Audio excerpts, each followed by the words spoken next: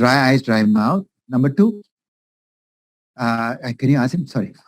Thì mình có hay khô mắt khô miệng không? Cái mắt cái miệng mình có bị khô không? Miệng khô. Miệng khô hả? Khô cổ khô miệng. Dry mouth. Mắt có khô không? Khô. No. Dry mouth, dry eyes means there'll be like itchiness in the eye, sand in the eyes, feeling. Cái khô mắt ấy, nó tức là cái cảm giác như là nó cộm nó có gì trong mắt, hoặc là nó hơi ngứa ở mắt ấy, có không? Có chảy mắt cái cộm bên đây.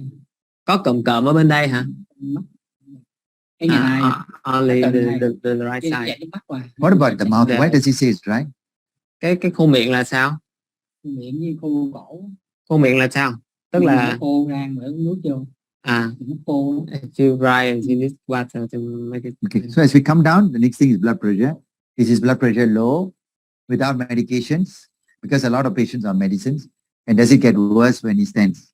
Thì mình có đo huyết áp không? Huyết áp mình bao nhiêu? Có lần hỏi là không bình thường không? Bình thường là nhiêu, có số không? Không trả lời số có bình thường. Rồi, lúc mà mình nằm mình ngồi dậy nó có bị chóng mặt không? Say sẩm ấy. Nằm thì không có bị, nhưng mà ngồi chùm hổm đứng dậy nó quay té đi là té đi. He had like this is when he stand up. Yes. Is that blood pressure drops, sir? Không thấy giảm hả? The blood pressure is normal. Normal, huh? Yeah. Okay, so I'm sure you did it okay, but normally for patients where we are suspicious, you know how we do the blood pressure? We make sure that the patient is well rested in a bed for at least a few minutes. We take the blood pressure 2 or 3 times. If the blood pressure starts dropping while lying down, we know that it's not stabilized yet. Yes. Wait for it to stabilize. 2 readings must look the same. Yes. Then, without any external stimulus and without jumping from the bed, ask them to gently get out of the bed, okay, and make them stand for 3 minutes, sometimes 5 minutes. Then we take every minute for the first 3 minutes. Usually the room, we must make sure it's quiet. Nobody must talk to him. And we must not stress him. Like, for example, if we now get him to sit, he will jump out of bed. When he jumps, the blood pressure will go up. Yes. So you'll get false negative. Then during that time, we use the electronic machine so that we can measure the heart rate at the same time. Yes. It's okay. You want to ask Dr. Nia to answer the call? Thì Dr. Nia can answer your call. Better now, because you're on hospital duty, right? Thì mọi người lưu ý rằng là khi mà mình làm cái huyết áp tư thế ấy, thì nó sẽ có một cái quy trình rất là chuẩn để mình không có bị cái âm tính giả. Thì ví dụ khi cho bệnh nhân nằm ấy thì mình phải đảm bảo rằng bệnh nhân nằm nghỉ trong vài phút và mình đo huyết áp liên tục. Mình phải xem cái huyết áp bệnh nhân nó ổn định đã.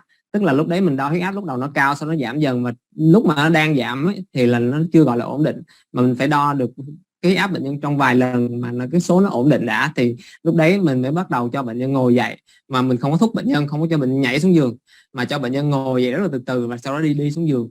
Nếu mà mình cho bệnh nhân nhảy xuống giường thì cái huyết áp nó lên cao. Thì khi mình cho bệnh nhân ngồi dậy từ từ đấy, bước xuống giường ấy, thì xung quanh nó phải là yên tĩnh, mình không có được nói chuyện với bệnh nhân, mình không có được tương tác với bệnh nhân hết, cho bệnh nhân đứng đấy và mình đo bệnh nhân trong 1 phút, 2 phút và 3 phút. Thì cái kết quả sau đấy mình làm một cái quy trình chuẩn như vậy thì cái kết quả mới được chính xác được. Okay, so the second thing is, yeah, so what is the significant blood pressure drop? 20, 10, systolic, diastolic 20, 10. And then, but that is not an absolute number, right? We use that as a guide only. Yes. Thì cái hạ áp tư thế nó dương tính khi nào? Nó là số 20, số 10, cái áp tâm thu là 20, cái áp tâm trương là 10. Nhưng mà cái số đấy nó không có phải là cái số cứng, mình chỉ dùng cái số đấy để mà cái mình guide, tức là mình hướng dẫn cho cái của mình thôi. So for example, somebody's blood pressure is 160 over 90 and then drops to 140, 70. I won't be as excited as somebody whose blood pressure is 120, 80 drops to 90, 70. Because the actual number is also important. Thì mình để cái số, ví dụ như là một cái số là 160/90, mà khi mình đứng xuống thì nó khoảng là 150/70, thì mình thầy không có bất ngờ khi mà cái huyết áp nó xuống như vậy, mà mình để cái số tuyệt đối. Okay. So that's important. Then number 2 thing to remember is, what was I going to say? I'm getting distracted. Okay. So then the heart rate response is also important. So if there's no heart rate response at all and the patient is not a beta blocker, that may be a sinister sign also. Thì mình phải cái nhịp tim cũng là một cái điều quan trọng, và mình đảm bảo rằng bệnh nhân không có đang điều trị cái beta blocker, thì mình phải xem cái nhịp tim nó thay đổi như thế nào. Because patients like if you have dehydration, blood pressure drop from dehydration, bleeding GIT and all that, the blood pressure drop is associated with a tachycardic response. So, but autonomic failure, there may not be. Thì ví dụ như là cái huyết áp tư thế, hạ áp tư thế mà do mất nước hoặc là bệnh nhân xuất huyết ở đâu đấy, thì cái hạ áp tư thế nó sẽ đi kèm với lại cái nhịp tim nhanh.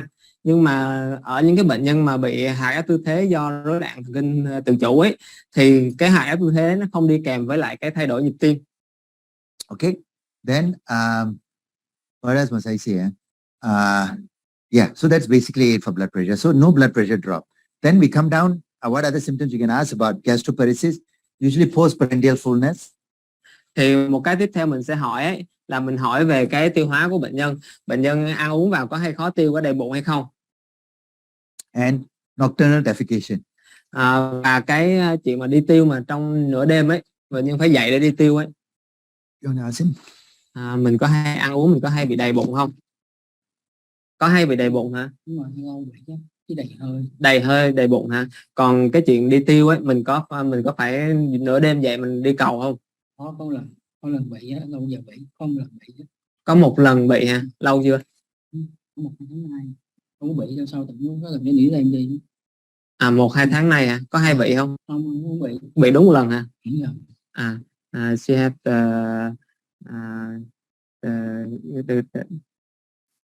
gastric not sure. Yes, not sure. What about nocturnal defecation?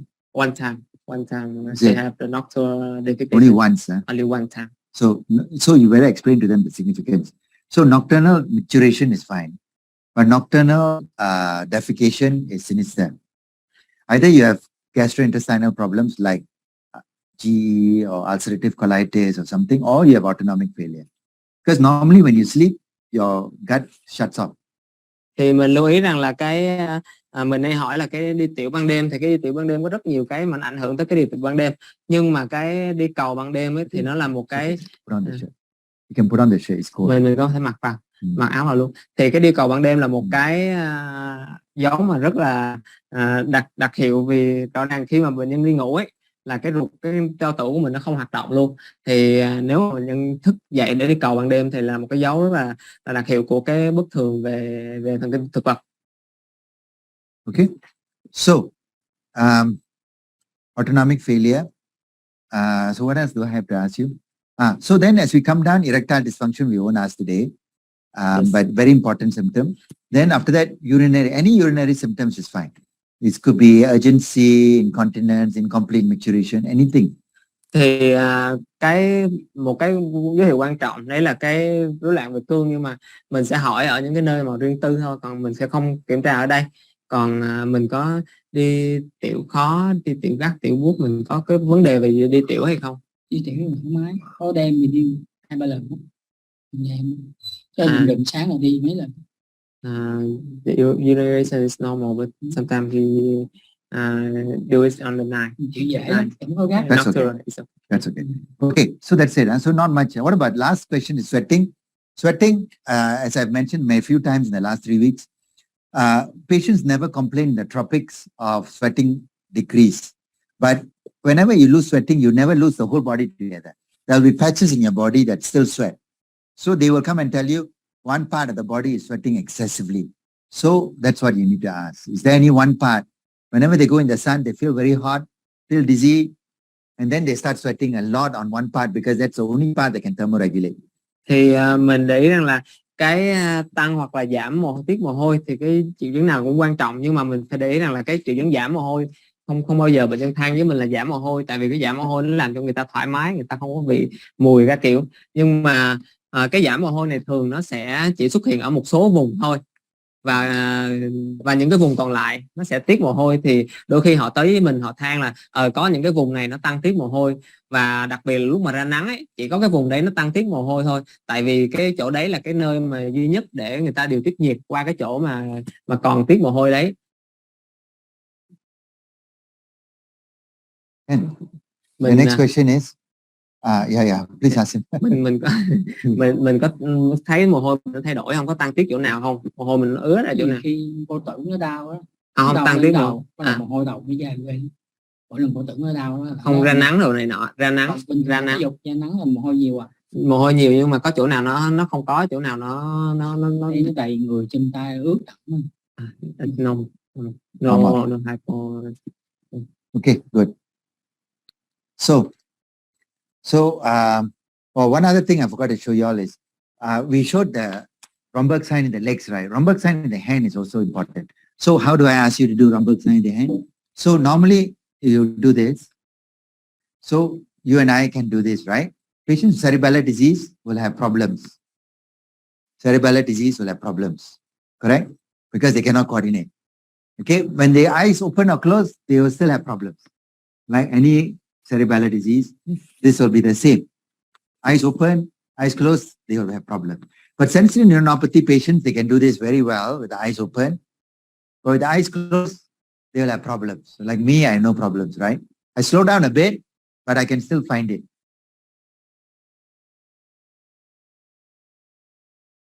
Okay, so let's see what happens. Thì lúc nãy thầy có làm cái rhombus size của cái chân rồi, bây giờ thầy sẽ làm cái rhombus size của cái tay. Thì người bình thường ấy thì người ta có thể mở mắt hay nhắm mắt thì người ta vẫn có tìm đúng cái vị trí của cái ngón tay khi mà làm như thầy. Nhưng mà ở cái bệnh nhân sensory neuropathy ấy, vì cái cảm giác về thế khớp nó bị ảnh hưởng nặng ấy, nên khi nhắm mắt ấy thì người ta sẽ không tìm được vị trí của hai cái ngón tay. Mình làm mở mắt nhìn nhé, nhìn vào đây, làm. Dạ, đấy, mở mắt nhìn đấy, rồi đấy, close your eyes. Rồi nhắm mắt lại. It's better if he does this like that. Fingers, two fingers, one finger out only, the rest all close. Mình nắm vậy. So they will know exactly how he comes. Comes like this, huh? Đúng rồi. See, like this, exactly must come back. Mình làm từ từ thôi, đấy. Hai cái ngón tay nó để như này. Okay, good. Đấy, đúng rồi. Đấy. Từ từ thôi. Mở mắt ra nhìn trước đi, mở mắt ra nhìn làm. Rồi, nhắm mắt lại. Doesn't seem so bad, right? Mild abnormality, but I'm not sure. Okay, can you help me just record one more time the eyes? I missed out the eyes. I deleted it. Can you come in here? Wait, sir. Nhìn thẳng vô cái này. Okay, look straight out. Nhìn lên, nhìn cái mặt trần. Nhìn vô cái ngón tay. Okay, so then how do we plan the nerve conduction studies for such patients? Planning of nerve conduction study means, firstly, you have to prove that the sensory is abnormal. Number two, it's not symmetric ankle and stocking.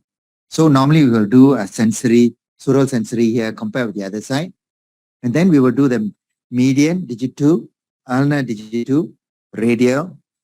Okay, the gradient normally is sural, median, ulnar, median, radial. That is the gradient of loss. So if the radial and median is worse than the ulnar and the sural, then it's non-length dependent. The pattern is sural first, ulnar, median, then radial. Nếu mà cái bệnh mà thần kinh phụ thuộc chiều dài ấy, thì nó sẽ theo cái thứ tự là cái sural này, cái ulnar này, cái thần kinh trụ, thần kinh giữa, sau đó mới thần kinh quay.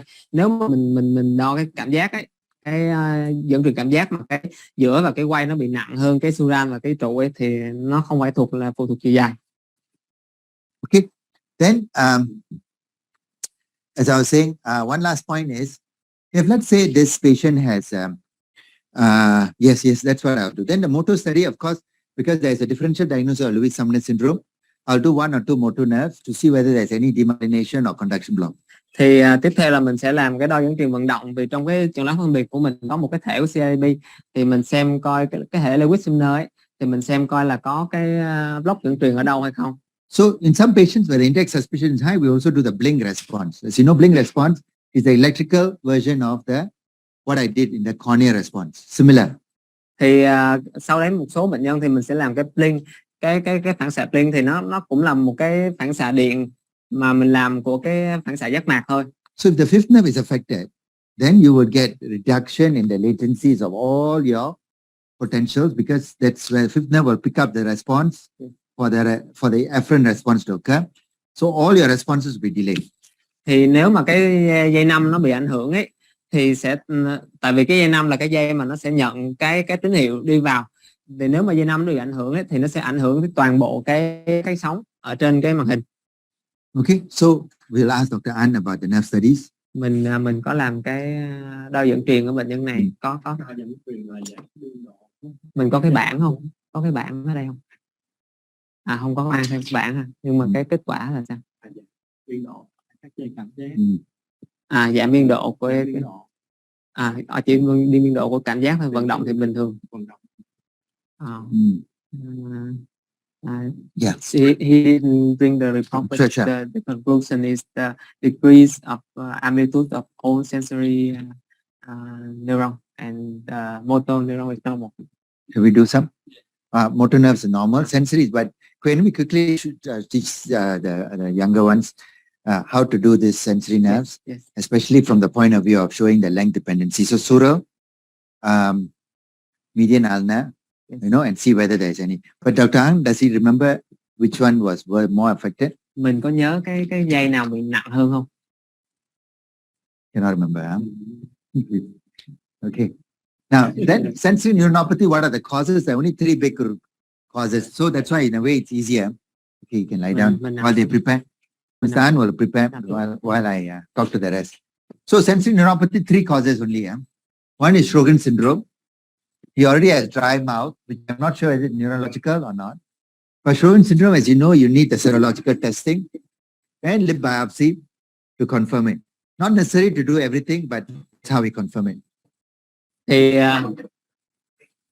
okay.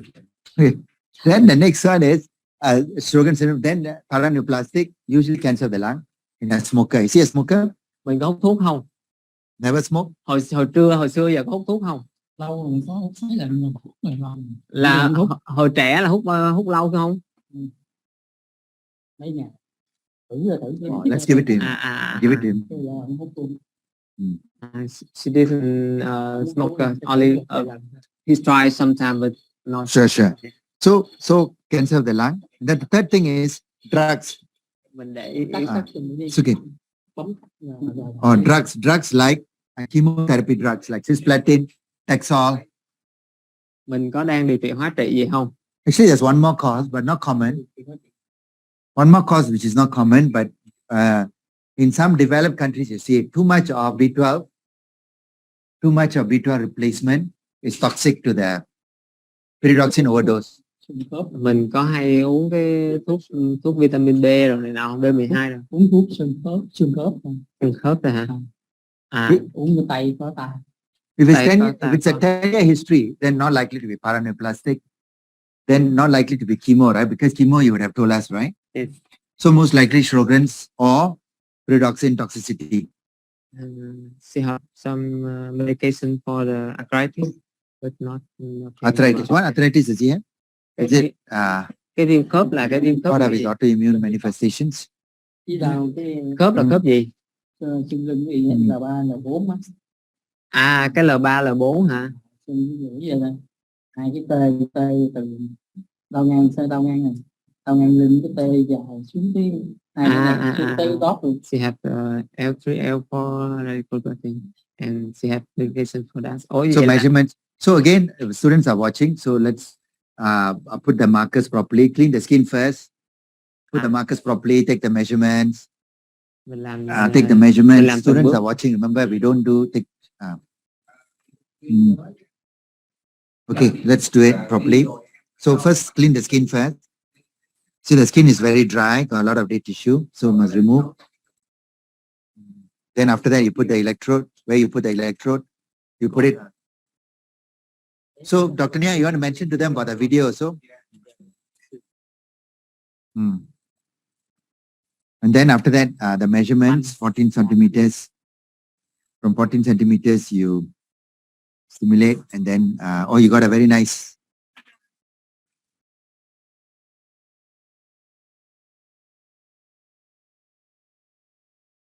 So we can ask the medical student disappeared. So who knows the patient? Mình Doctor.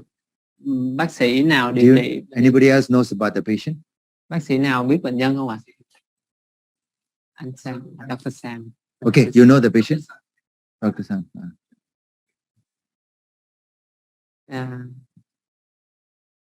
Sorry, I keep pronouncing his name wrong. Not Dr. An. Sang. Dr. Sang. Sang. Yes. Sang. So Dr. Shang's, we can ask him whether the Sjogren's antibody test is positive or negative. So Sural, we got 21, which is surprisingly good. Okay, okay, I know you're used to doing it this way, but for the student's purpose, maybe we do it this way, which is bend and ask him to turn this way. Nghiêng nhẹ qua đây, nghiêng nhẹ. Okay, you want to come forward and then learn how to do it properly. Okay. Bạn nào đang học đo dưỡng Okay, this leg should be straight. You tell him to turn out the foot. Otherwise, it doesn't make any sense, right? You just cannot wish the pain. Don't. Slowly. Remember, we want to give instructions, not rush. The purpose is not to get the numbers, but to show how to do it. So turn some more, sir. Turn some more. Okay, turn some more. Okay, this leg straight.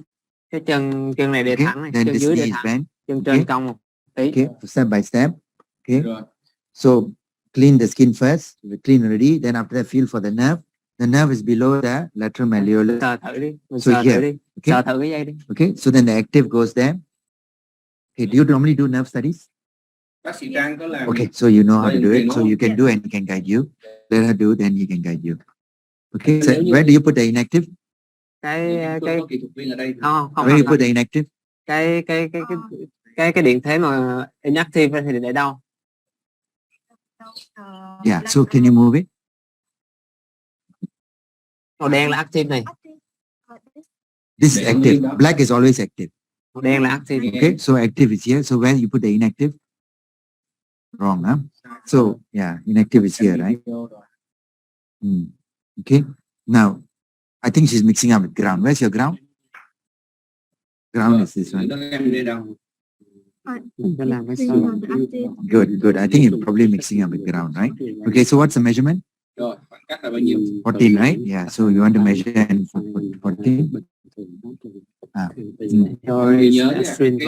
That's how you measure, right? Measure properly. Don't go to the wire.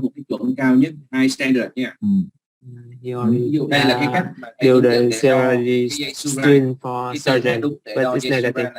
Sjogren's syndrome is negative. Huh? Okay, and no cancer workup. Mình có tầm soát cái bệnh ác tính không? Okay, so then you slowly increase the juice and ask the patient whether he can feel the current going down. Okay, so you increase the juice. You try to maximize the waveform.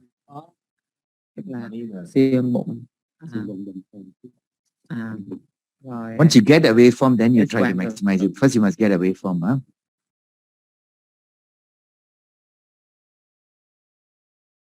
You perform the X-ray of the chest, ultrasound of abdominal is all normal, and but still do the cancer marker. Yes.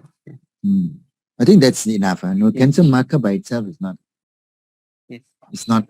When we say cancer workup, means not necessarily cancer marker. Yes. So what is the noise suddenly? When I touched it, what happened? Did I do something wrong? No. What did I do? Did I do something wrong? Why suddenly baseline? Right? Can you, Mr. Han, hold on to it? Okay. What happened now? Can you turn on the volume? In the gel is like spread down. Okay, the gel is spread out. Now clean the area, please. Có cái giấy.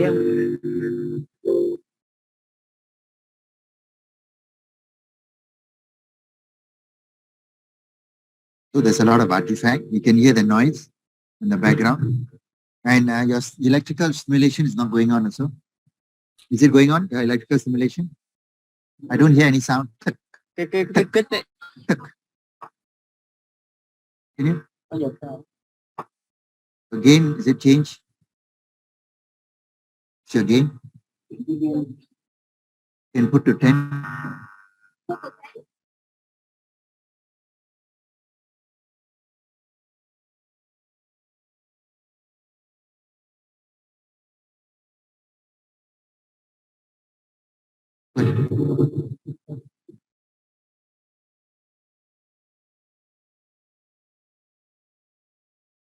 You're going to have EMG also. So when you have problems with EMG, as you know, it's easier to manage the background. So if, even in EMG you got background problems, then sensories are going to be very difficult. Okay, can patient turn some more, please, so that he can be relaxed? Mình thả lỏng, Turn some more, sir. mình nghiêng để mình thả lỏng cái tay. Okay, Thả so lỏng. that he can be relaxed. Okay, no crossing of wires, please. This is crossing of wires. No crossing of wires. Yes.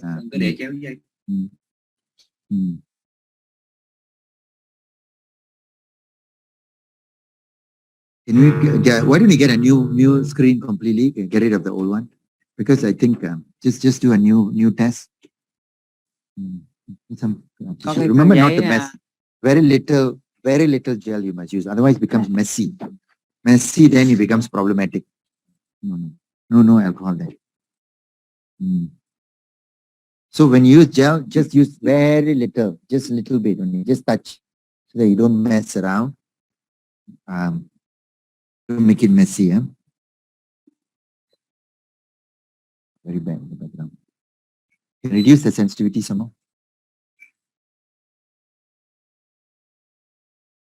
Just now you all got very good waveforms. What did I do wrong?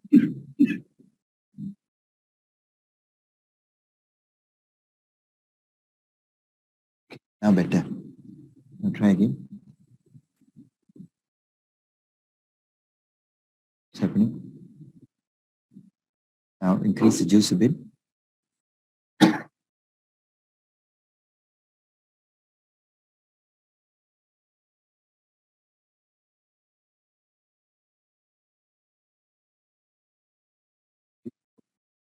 You're increasing the current, huh? Yeah.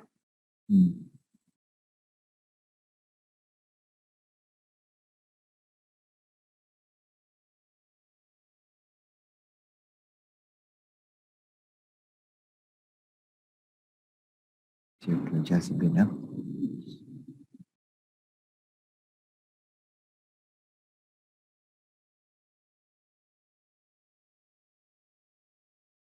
Doesn't have the numbers from before. Huh? Yes. Okay, never mind. Let's do the 2 and 5 then. Is it upper limb may be easier in terms of background? Okay, we can't get pseudo. So management, once we've confirmed it's immunological, Sjogren's or paraneoplastic, then the management is immune modulation, right? We either use IVIG, steroids, or any of the standard drugs to reduce the progression of the disease. Nếu mà mình Okay, xác nhận lại bệnh nhân có cái bệnh lý tự miễn ấy, thì cái liệu pháp phân dịch sẽ là một cái lựa chọn của mình để mình managing quite well. Why don't you want to do your things? It's okay. You sure? Yeah. I feel bad you're wasting your time here. Okay, good. So sensory neuropathy, you know, right? Yeah. So mình xích qua đây tí, đừng có đụng lên cái thành kim loại.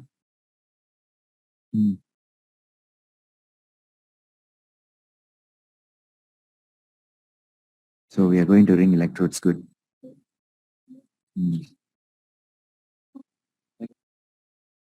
Sau cái video đó, Nghĩa có chia sẻ với nhóm anh em. Mọi người nhớ là các bác sĩ là phải giỏi đo dẫn truyền và về hướng dẫn lại cho các kỹ thuật viên của mình đo đúng theo cái chuẩn đó. Và chúng ta cố gắng đo dẫn truyền theo đúng cái chuẩn như vậy.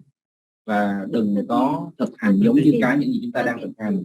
Và cái thứ hai, khi chúng ta kích thích, chúng ta không được bôi cồn, chúng ta không được bôi nước, phải dùng cái gel đó. Và cái gel này sử dụng được ít thôi.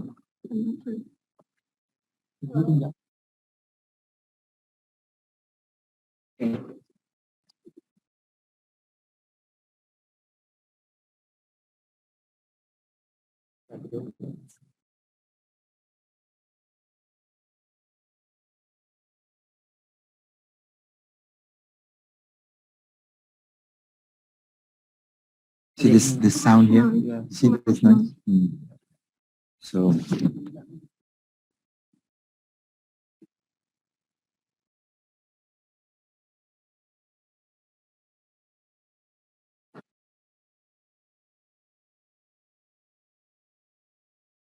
then in case we better stop now. We don't wasting our time, right? We just focus on EMG.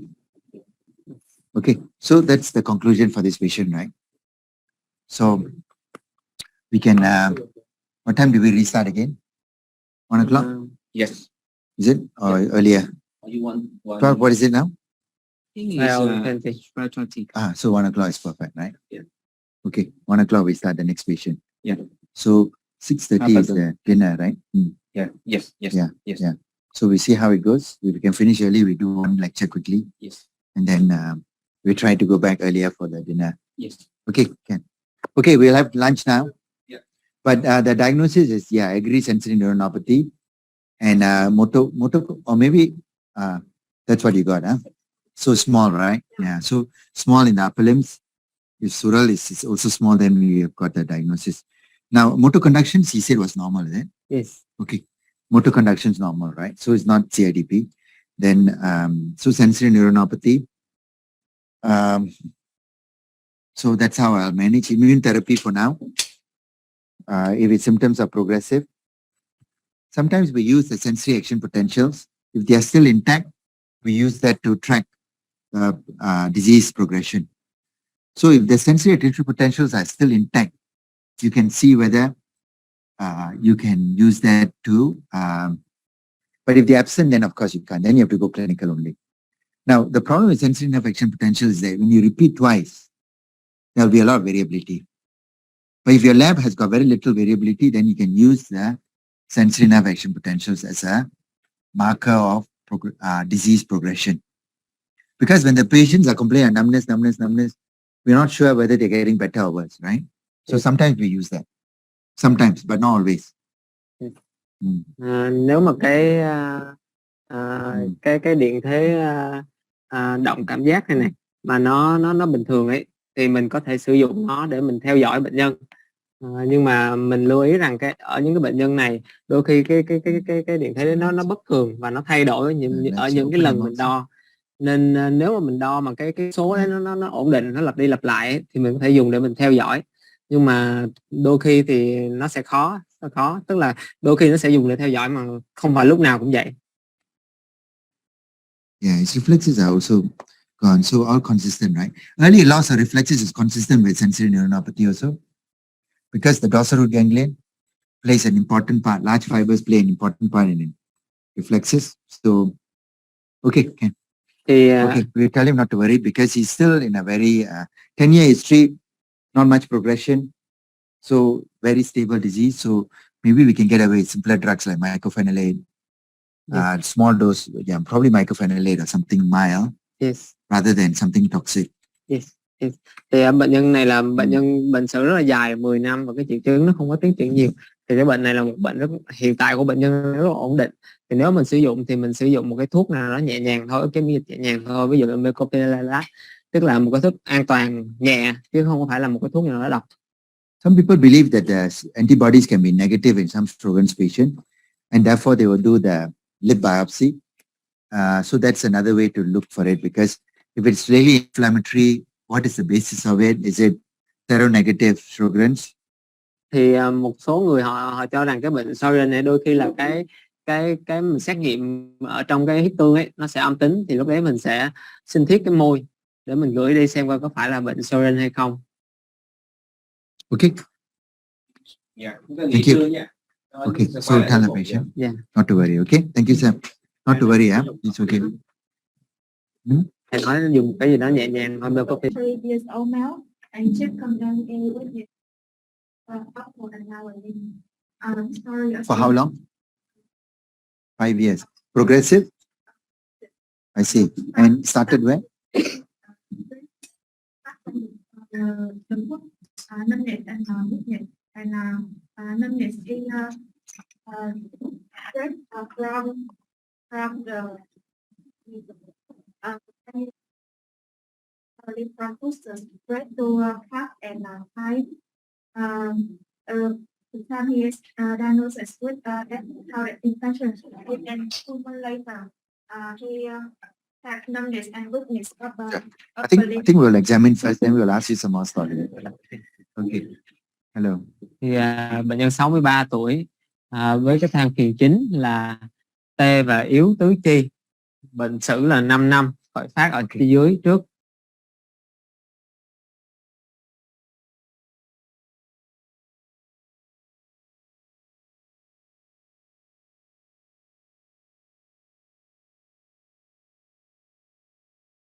So during inspection, we have to decide whether it's lower motor neuron or upper motor neuron, right? So thì cũng bước đầu tiên theo cái công thức trên hoặc là dưới. So there's some wasting here. Some wasting here too. You don't want to record? Yes. Wasting here also. Then swelling. So therefore difficult to assess the wasting here. Okay. What about tone? Mình thả lỏng. Tone is normal. Trương lực cơ thì bình thường. Normal. Tonus normal. Tone is normal. You're recording, huh? Please record properly. Yeah. Okay. Tone is normal. Reflexes.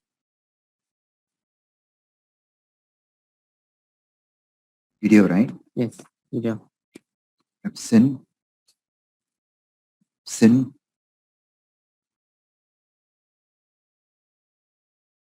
Present. Absent. Sorry, sir. You have to record. already do it. No, yeah. Oh, okay. Sorry. Yeah.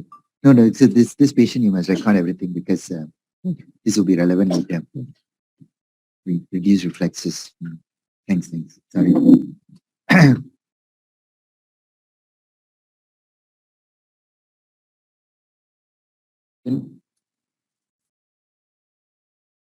Absent, right? So everyone agrees all the reflexes except for triceps. Except for triceps reflex, everything else is absent. Now we go to Babinski reflex. Thì cái phản xạ này mất, chỉ có cái phản xạ nhị đầu là còn thôi. Okay, Babinski reflex.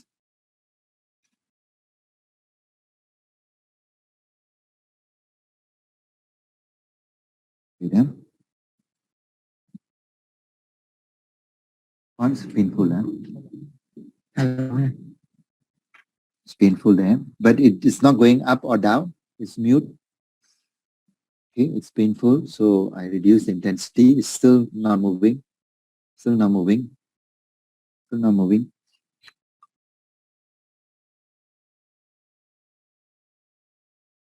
I think I'm going to call this absent Babinski or plantar response is flexor. Thì No need to record. Just translate. No need to record. Just translate. Thì cái Babinski này thì thầy nhận định là nó mất luôn. Tức So là clearly lower motor neuron, right? Sorry, I interrupted you. Sorry. Sit up straight, sir. ngồi thẳng, không cần Okay. ngồi thẳng thôi. Okay. So take representative videos of his movements. Push up for me, sir. Push up for me. Strong. Rồi, nâng mạnh lên, nâng mạnh. Okay, good. Push down. Đè xuống. Good. Push your arms by the side. Rồi để cái tay hai bên như cháu này. Okay. Rồi, cái khuỷu này giữ nguyên nhưng mà chỉ đưa cái nắm tay ra ngoài thôi, đưa cái nắm tay ra ngoài thôi. Push out this way, sir. Đưa cái nắm tay ra ngoài, cái nắm tay này đẩy ra ngoài, đẩy về phía thầy ấy. Đẩy đi. Okay, that's quite good. Push out. Đẩy ra ngoài. That's also quite good. Okay, let's check his biceps. Rồi. Okay, can you bend the elbow, sir? Gặp kéo lại. That's quite good.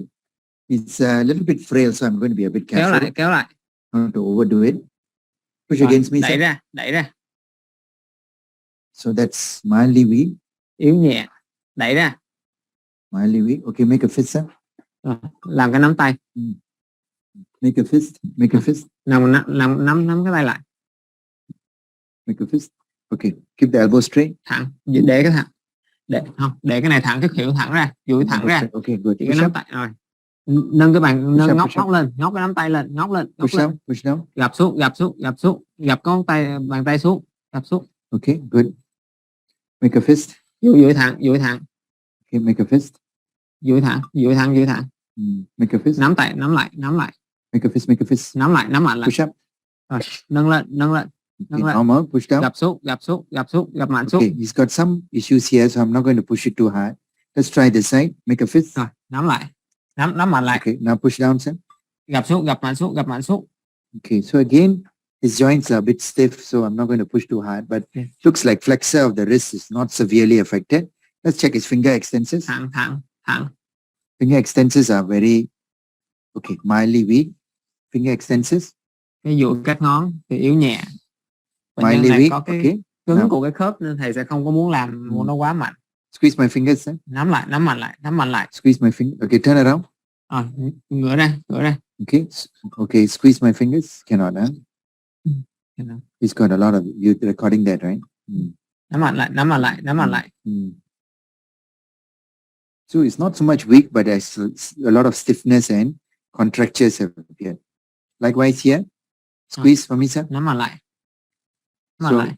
a lot of okay, so not much weakness, mild weakness at most, but again stiffness and contracture. Finger abduction. Thì cái yếu thì không mở ngón tay ra, mở ngón tay ra, Push out sideways, sir. mở mạnh ra, mở mạnh ra. So Cái yếu thì không nhiều, nhưng mà chủ yếu là cái cứng khớp và cái mildly mở weak. mạnh ra, Okay, but grade 4. mở This mạnh one ra, out. mở mạnh ra. Again, grade 4. Sorry, grade 3 is weaker. Okay, then turn around, sir. Rồi. Thumb abduction. This Đưa one, can you ngón bring cái up, vô sir? mũi, đưa ngón cái vô mũi nè, giống vậy này. Up Thẳng, this way. thẳng ngón tay, đúng rồi. Okay, so this one. Rồi, bên đây cũng Again, vậy. grade 4. Cái này đưa vô mũi. Là những cháu này. Okay, good. So mild weakness there. Yếu Much, nhẹ. but definitely weaker than proximal muscles. So let's check his lower limbs. Nâng. Push up for me, sir. Nâng cái đùi lên, nâng cái đùi lên. Đúng rồi, nâng mạnh lên. Up harder. Mạnh lên, So cố lên. that's 4 plus easily. Khoảng độ 4 cộng. Nâng mạnh lên, nâng mạnh lên. Nâng 4 mạnh lên. plus easily. Push down, sir. Rồi, đè xuống, đè xuống, đè xuống. Okay. Push down. Đè xuống, đè xuống. Push down. Đè xuống. Đè xuống. Okay. Push down, sir. Rồi, đè xuống. Okay. Push down. Đè xuống, đè xuống. Push down. Okay. Okay.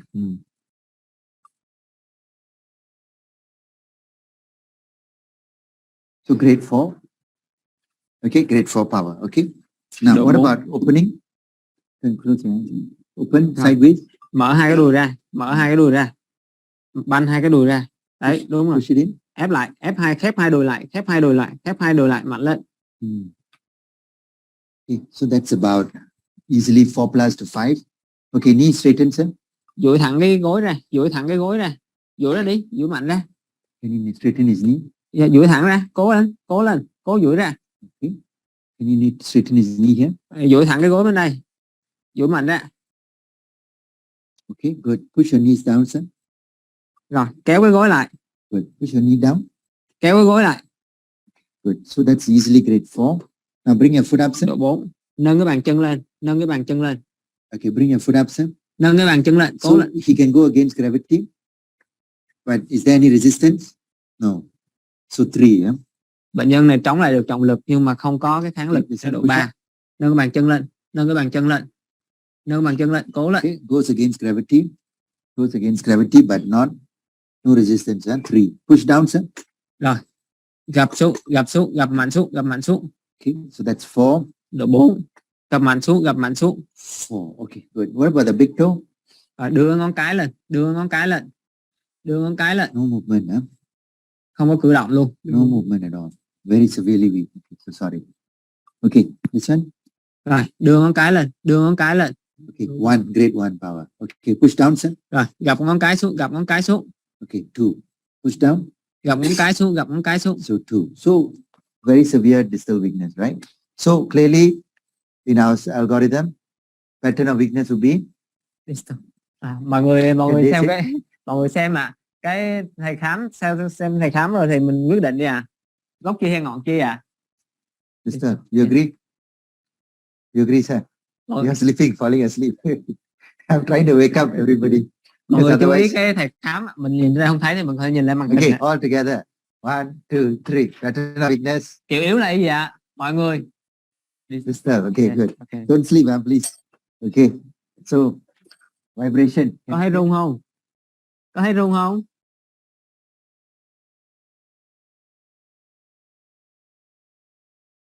Okay. So, 128 tuning fork.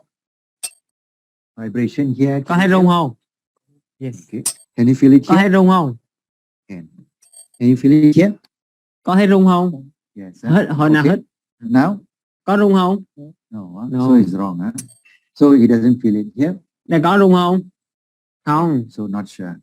So if he's not sure, then we cannot persist, right? So I'm not going to persist because it's just going to irritate him. So I'm going to go to the second modality. Vì mình không có chắc ấy, tại vì đụng vô bệnh nhân nó có nên mình sẽ là khám bằng So cái vibration sense inconclusive. yes. Thì bây giờ ấy, thầy sẽ chạm vào mình, thì mình biết chỗ nào mình lấy tay mình chỉ nhá. Close Bây your giờ eyes. mình nhắm mắt, mình phải nhắm mắt đi. Rồi biết chỗ nào lấy tay chỉ.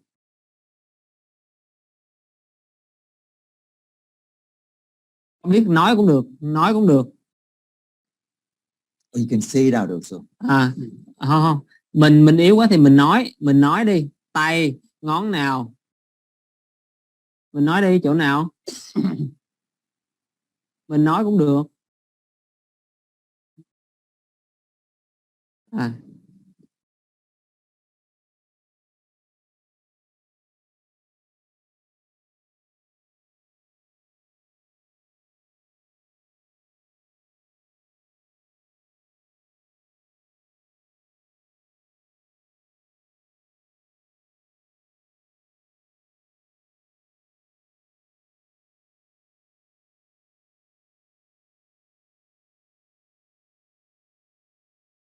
I'll take the meantime.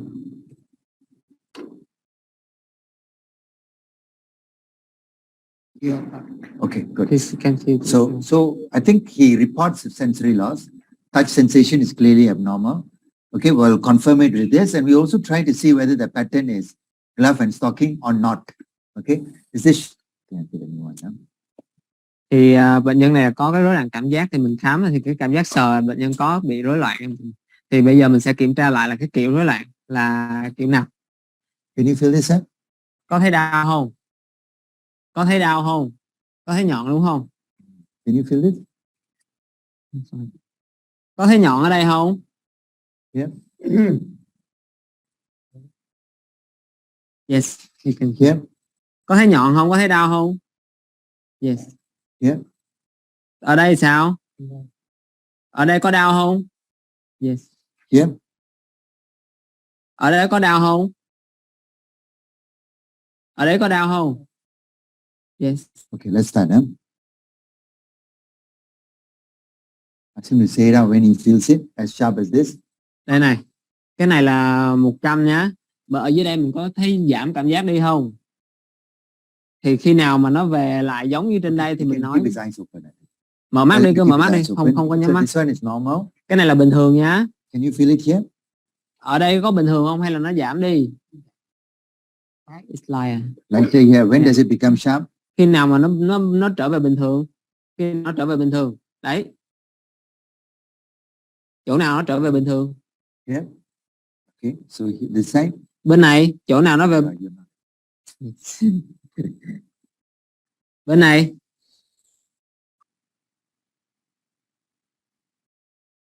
Chỗ nào nó về bình thường thì chỉ nhé. Yeah. What about this one?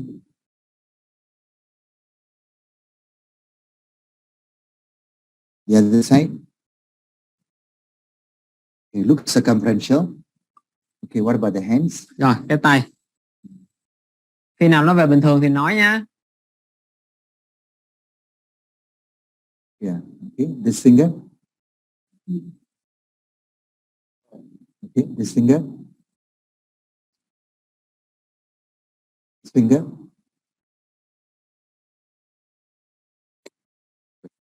So I think he looks very frail and sick. So I'm going to ask him to lie down. Let him rest while we discuss. While the rest of you can look up the charts and decide.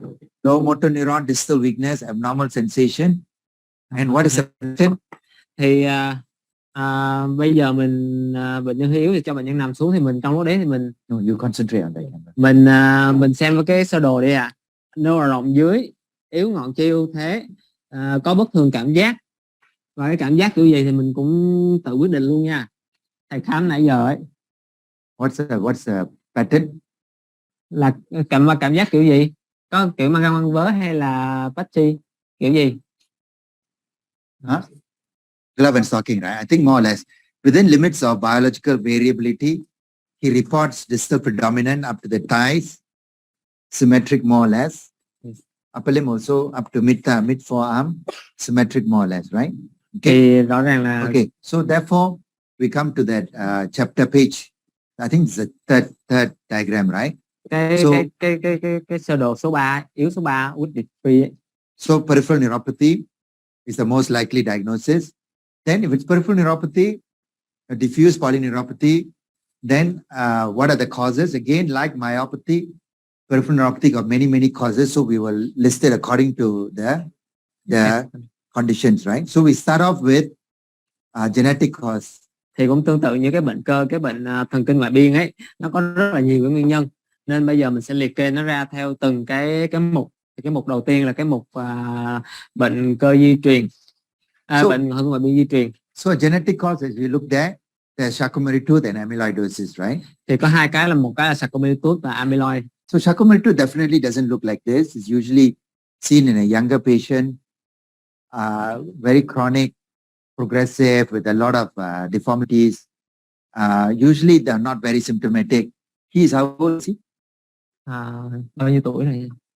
63. 63, huh? Yeah.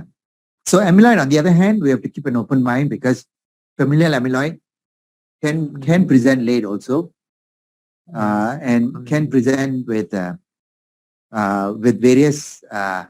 various depending on the genetic abnormality, can present quite late in the disease, late in a person's life. Although 63 means he presented at 50 years, it's a bit too old, but not inconsistent. Thì có hai cái chẩn đoán ở trong cái bệnh di truyền là Charcot-Marie-Tooth, thì thầy cũng ít nghĩ, tại vì ở bệnh nhân Charcot-Marie-Tooth thường là xuất hiện ở bệnh nhân trẻ, có cái bệnh nó kéo dài và nó có một số cái nó gọi là biến dạng ấy, thì không ít nghĩ ở bệnh nhân này. Còn cái amyloid ấy, thì mình phải giữ cái đầu mình mở một tí, thì amyloid đôi khi nó cũng xuất hiện ở những cái bệnh nhân cái familial amyloid ấy, thì đôi khi nó cũng xuất hiện ở bệnh nhân lớn tuổi, và nó có thể biểu hiện ở nhiều dạng khác nhau. The next set of disorders will be the metabolic endocrine disorders. Now, even if you tell me he's got diabetes, high blood pressure, renal failure, B12 deficiency, we know that none of these conditions cause this form of severe disabling progressive disorder. Thì cái nhóm tiếp theo là cái bệnh lý chuyển hóa, bao gồm cả đái tháo đường, thiếu B12, bệnh thận mạng. Thì tất cả những cái bệnh đấy nó đều không gây ra cái chuyện mà cái bệnh mà nó diễn tiến theo kiểu này, và nó gây gọi là tàn phế như vậy. Thì toàn bộ những cái bệnh đấy nó đều không gây cái chuyện đấy. So it's important that we don't over attribute common disorders to common coexisting comorbidities. Like diabetes is so common in the general population, even in the general population, but particularly in the hospital population, there is often wrongly labeled as the cause. So even if he has diabetes, it's not the cause of this, because we know diabetic neuropathy doesn't cause a disabling motor sensory neuropathy like this. Thì đôi khi là mình gặp những cái bệnh mà thần kinh ngoại biên và bệnh nhân có kèm theo những cái bệnh mà rất là thường gặp, ví dụ như đái tháo đường, thì mình dán nhãn cái bệnh thần kinh ngoại biên đến đái tháo đường luôn, thì cái đó thì nó không có đúng, vì cái bệnh thần kinh ngoại biên với đái tháo đường nó sẽ không có gây ra cái kiểu mà bệnh thần kinh ngoại biên mà nó gây tàn phế như thế này.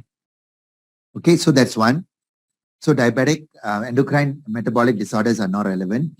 The next group is the neoplastic, paraneoplastic. So under paraneoplastic, we already talked about it just now, right? It's a sensory neuronopathy. Okay, it's not a sensory motor neuropathy. So sensory motor neuropathy as a paraneoplastic cause is very, very rare. Very, very rare. Rare to the point where we all are doubtful about its existence. Thì Cái nhóm tiếp theo là cái nhóm bệnh những cái bệnh mà cận ung hoặc là bệnh lý ác tính thì thường nó sẽ gây ra cái sensory neuropathy, chứ ít khi nào mà nó gây ra cái bệnh vận động, nó rất là hiếm. So the next group is inflammatory infectious. Cái nhóm tiếp theo là viêm và nhiễm. So I'm going to skip that first and go to the last category, because last category can easily rule out, right? Because drug causes for neuropathy limited by the fact that we don't use toxic drugs in modern medicine unless we are dealing with terrible diseases like cancer, chemotherapy drugs, or bad infections like HIV, TB, where we have to use isoniazid and things like that. So it's very easy to rule out drug causes. Thì cái nhóm tiếp theo viêm nhiễm thì mình để qua một bên, còn cái nhóm cuối cùng là cái nhóm hoạt động của con người, là cái nhóm thuốc ấy, thì mình dễ dàng mình loại trừ nó, tại vì những cái thuốc mà gây ra bệnh thần kinh ngoại biên bao gồm là những cái thuốc hóa trị nè, cái thuốc dùng HIV nè, hoặc là cái thuốc điều trị lao này, thì những cái thuốc đấy mình có thể loại trừ rất là dễ dàng. Okay, so can we confirm with the doctor that he was not exposed to any of these drugs? Những cái loại thuốc hồi nãy giờ. Good. Then the next thing is toxins that the patient takes. So the two big toxins in peripheral neuropathy, actually one big toxin is ethanol misuse, right? Yeah. So patients who drink too much can get into a lot of problems. So although this is not the likely cause in this man, it's still important to make sure to quantify that he is not an excessive. Do they know anything about his drinking habits? No. Don't ask him now, but ask the doctor only. Don't ask the patient. Don't ask the doctor only. No. She's not sure. Okay, because sometimes ethanol misuse is associated with social deprivation, okay, and nutritional deficiencies like B12, thiamine, riboflavin. So they get a lot of skin changes and a lot of disability related not so much from the alcohol itself, okay, but the comorbidities, the social deprivation and things like that. So here I would still want to ask him about alcohol history, although I don't think it is the cause. Thì cái rượu ấy đôi khi nó không có trực tiếp nó gây ra cái bệnh, nhưng mà cái rượu nó sẽ liên quan tới rất nhiều thứ, ví dụ như bệnh nhân suy dinh dưỡng, bệnh nhân giảm tiêu hóa, những cái chất mà là ví dụ thiếu B12 này và những cái chất khác, thì đôi khi bệnh nhân sẽ gọi là bị tàn phế bởi cái chuyện đấy, chứ không phải bị trực tiếp bởi do rượu. Okay, then the last group that we haven't done is infections and inflammation, right? So infections, what infections do this? Well, I think the most important infection still will be HIV. Okay, HIV will do this. Okay, and syphilis doesn't do this. So I would rule out, because again, HIV is like alcohol. Sometimes it is not the HIV itself, but the associated problems. Thì tới cái nhóm viêm nhiễm, thì cái nhiễm hay mà gây ra những cái chuyện như thế này là HIV. Thì cái HIV thường nó sẽ không trực tiếp gây ra, nhưng mà nó sẽ gây ra bởi những cái đi kèm với nó. So under inflammation, GPS is out because it's too chronic. So we are dealing with CIDP, right? So the point in CIDP here is that almost all patients with CIDP will have they will have significant proximal as well as distal weakness. So proximal as well as distal weakness. Dr. Nia, come. This is an important case for you, sir, because he's a peripheral nerve doctor, member of the Peripheral Nerve Society.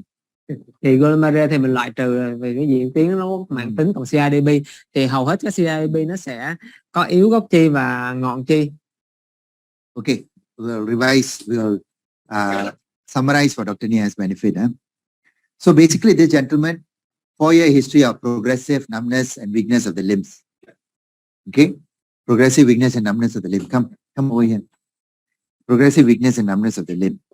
Okay, so examination reveals lower motor neuron, distal weakness with sensory loss of a cluff and stocking pattern.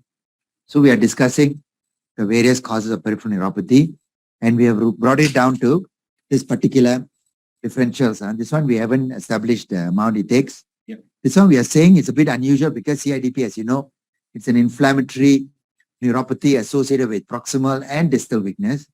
Not necessarily always must have proximal weakness, but usually. And this one often just like this, often there's a lot of comorbidities that may make the patient look sicker. And we're not a bit old for that, but still need to consider. Yep. Okay, you can take a seat. Okay.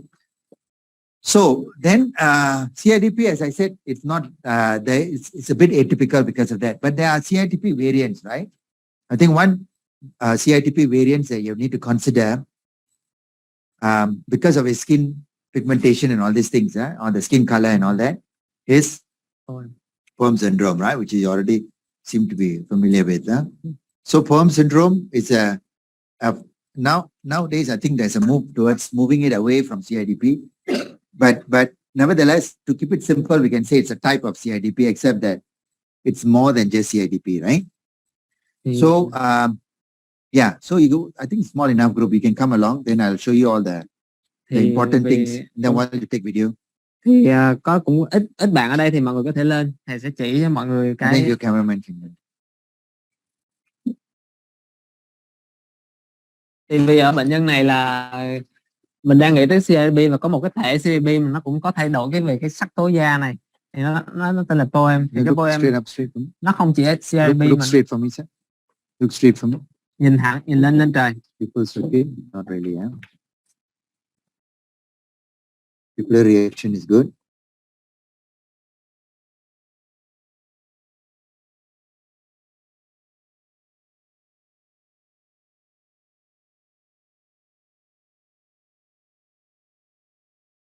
Okay, good, no? Okay, so one thing you notice about his facial appearance is this hollowness, right? This hollowness. So what has happened? Recording? What has happened to his face? Basically, he's lost all the fat on his face. So all of us have fat in the face, right? That's mandatory part of facial expression. Face must have fat. Thì hầu hết mình thấy không, cái bệnh nhân này có những cái hõm rất là sâu. Thì tất cả chúng ta cái mặt đều có cái mỡ hết. Thì rõ ràng cái bệnh nhân này là. So loss of facial fat is called lipodystrophy. That's often seen in retrovirus HIV. Thì, in the days when HIV was poorly treated. Thì cái đó gọi là loạn dưỡng mỡ, lipodystrophy. Thì nó có thể gặp ở những cái bệnh nhân mà HIV khi mà bệnh nhân điều trị lâu ngày. But it's also seen in POEM syndrome. Và nó cũng gặp ở bệnh POEM. Okay, because of this so the cytokines that are excessive. Okay, so as the name suggests, P is polyneuropathy, right? So they have a polyneuropathy, often demyelinating in nature. So later we can ask the doctors. POEM P là polyneuropathy. Ở đây mình biên. Okay. O stands for organomegaly. O okay. Đứng cho cái organomegaly. Please pay attention. Okay, I think no need to translate every word, right? Because yes. I think they understand organomegaly. Yes. So organomegaly.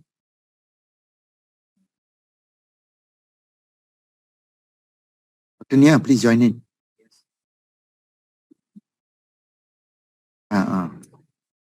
So no lymph nodes here that I can see. And then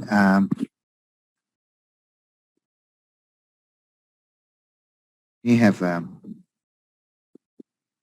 maybe a liver. It's a bit difficult. Ask him to breathe in and out. Hít sâu vào. There may be hepatomegaly. No, splenomegaly.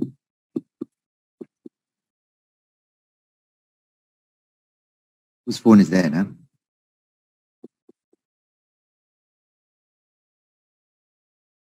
Okay. There may be a splenomegaly also. Although it may be fluid also, we don't know, we'll check later. Okay, can we feel the liver? It should feel from there, but we just try. Breathe in and out, sir. Hít thở sâu. Hít thở sâu. Hít vào. Hít thở sâu và thở nhẹ nhẹ. Thở ra nhẹ nhẹ. Okay, so that's the organomegaly part. Lymphadenopathy. Okay, I should check the lymph nodes here. Okay, record for me. Oh, he does have lymph nodes. Big ones. Big lymph nodes here. One big lymph nodes, a bit firm. Can you hold on to this for me, please? Okay, I go now. Yeah, he's there. Definitely has lymph nodes here. Pathological lymph nodes because they are firm But I'm surprised I didn't find any here. Maybe it's the sediment up to examine. Okay, but lymph nodes definitely in the axilla. Okay, so you recorded that already. Huh? Yes. So next, O stands for organomegaly, but also stands for edema. So edema can be ascites.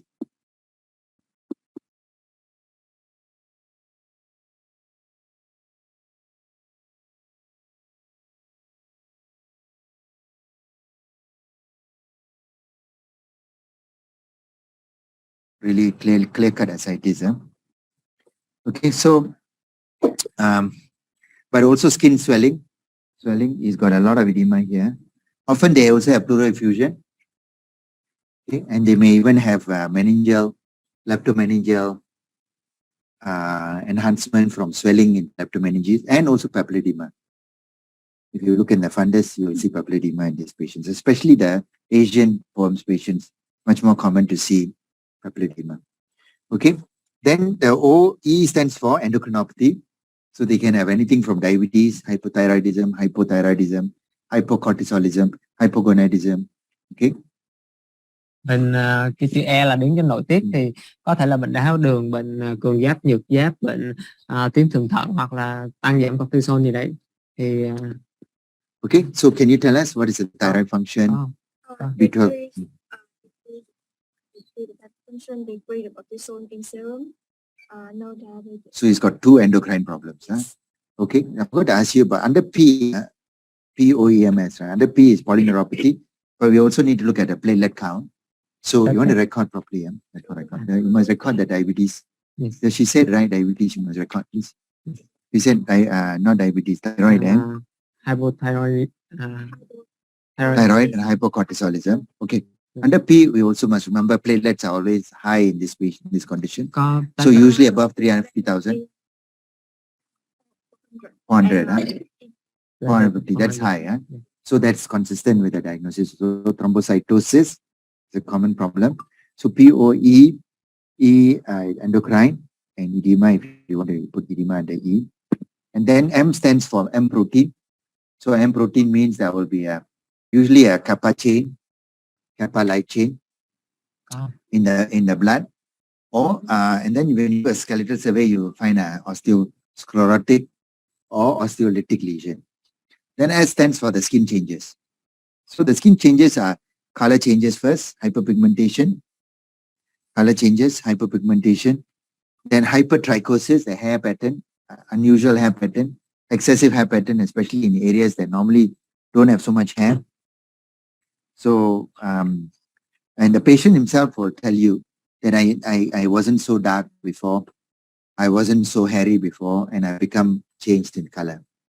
So you've recorded all that. Yes. Video or photo? Huh? Yes. Video. Okay, good. Okay, so tell us about the skin changes. Does he say that the color has changed? 5 years ago. He became darker. Yes. And then the hair cái pattern. lông này, cái lông có màu. Can we ask him? Cái lông của mình có bị rụng hay là sao không? Lông này tóc hay là cái lông này nó bị rụng? Lông vẫn thường hả? Không có rụng luôn hả? Hay với lại nó chỉ Usual to be so hairy, right? What does he say? Oh, hairy, is it? Say again, I don't understand what you're cái saying. này nó Hair loss. No, I'm saying about hair here. nó mọc Increase lên hair. nhiều ở những cái vùng mà ít lông này, nó You mọc ask lông him, nhiều. you ask him.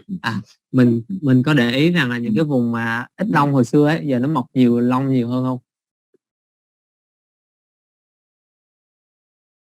Nó chỉ rụng hả, nó không có mọc thêm đúng không? Có vài chỗ nó mọc trở lại, nó có mọc nhiều hơn hồi xưa không hay là nó chỉ y vậy thôi?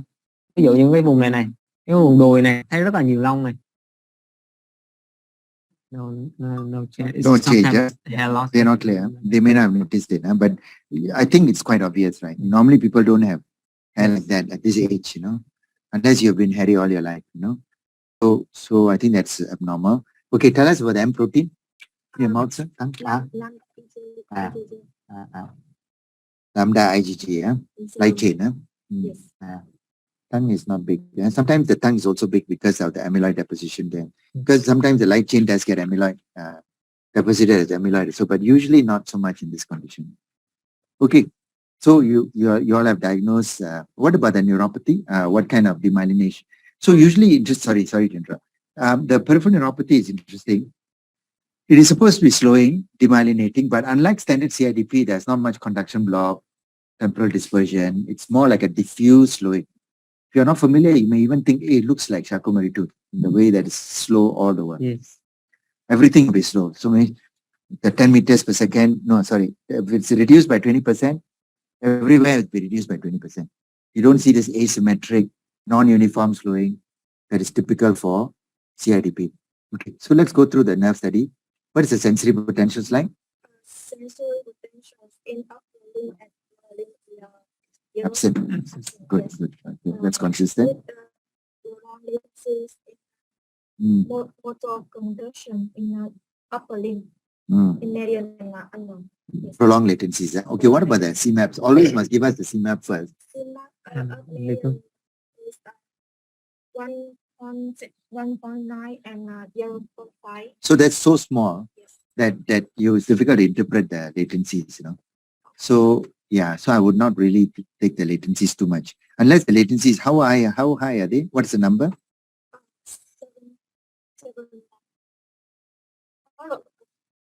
11 milliseconds, huh? And the other one? 11. Yes. So that's very prolonged, huh? Yes. What about conduction velocities? And 14 and 15, in the teens, huh? Yeah. So this is interesting that we were talking about it yesterday, right?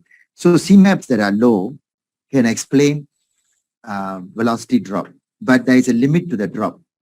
You can only limit to about 20% drop at maximum, correct?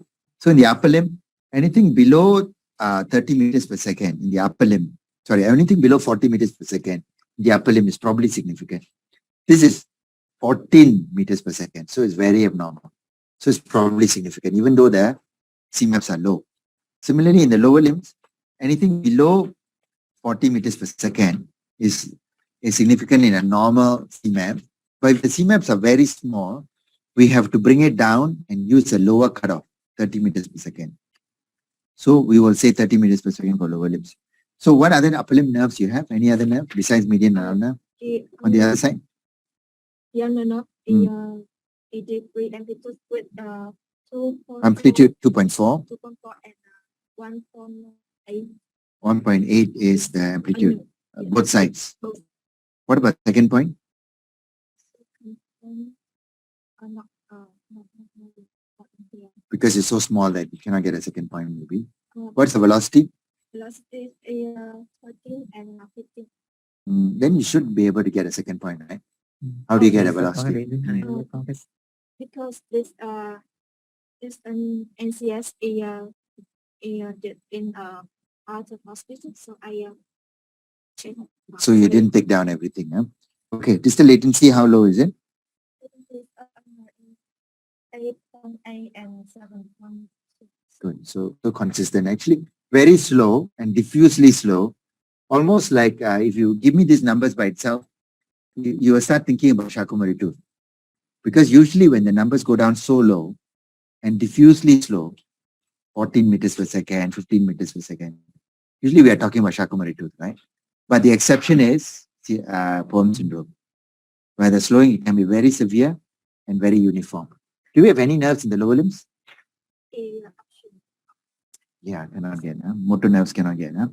Okay, so where is there any other signs you managed to find? Organomegaly, ascites, pleural effusion. Yes, spleen and liver enlargement and no aside with lymph node in liver and along Lymph nodes, there is, oh, I didn't notice that, but there was in the axilla only. I noticed. Here there was, you see. Okay. Okay. Do we manage to biopsy the lymph node? No. No. So bone scans? I do thoracic and abdominal CT scan, but no abnormal about. Okay. So normally we do a bones, what we call a skeletal survey. Okay. That means you do X-rays of all the bones, every bone in the body, because you want to look for a tick or a sclerotic lesion. lytic or sclerotic lesion. Thì mình bình thường mình sẽ chụp X-quang khắp cả người để mình xem coi là những cái tổn thương mà nó bị xơ hoặc là nó bị thoái hóa, nó mất, tức là nó giảm hoặc là tăng nồng độ để tính. Okay, then often you need a bone marrow or lymph node biopsy to characterize the underlying lymphoproliferative disease. As you know, POEM syndrome is a lymphoproliferative disease. So depending on which type, the treatment may vary. So if the lymph node shows a pathology like Castleman's disease, then the treatment is for Castleman's disease, right? But if the pathology is mainly in the bone marrow with a clone, a B-cell clone, then the hematologist will give treatment mainly for that, as a form of myeloma-like illness. So that's why we often do everything. We do lymph node biopsy, bone marrow, as well as a skeletal survey. And then, but of course, the hematologist will be involved because this treatment is a hematological malignancy. POEM syndrome nowadays, people don't think of it as a form of CIDP. They think that the neuropathy is just a component of an underlying malignancy. And the malignancy is either Castleman's disease or some form of myeloproliferative disease. So okay, now you translate first. Thì ở những cái bệnh nhân này ấy thì thầy sẽ làm cái sinh thiết hạch và cái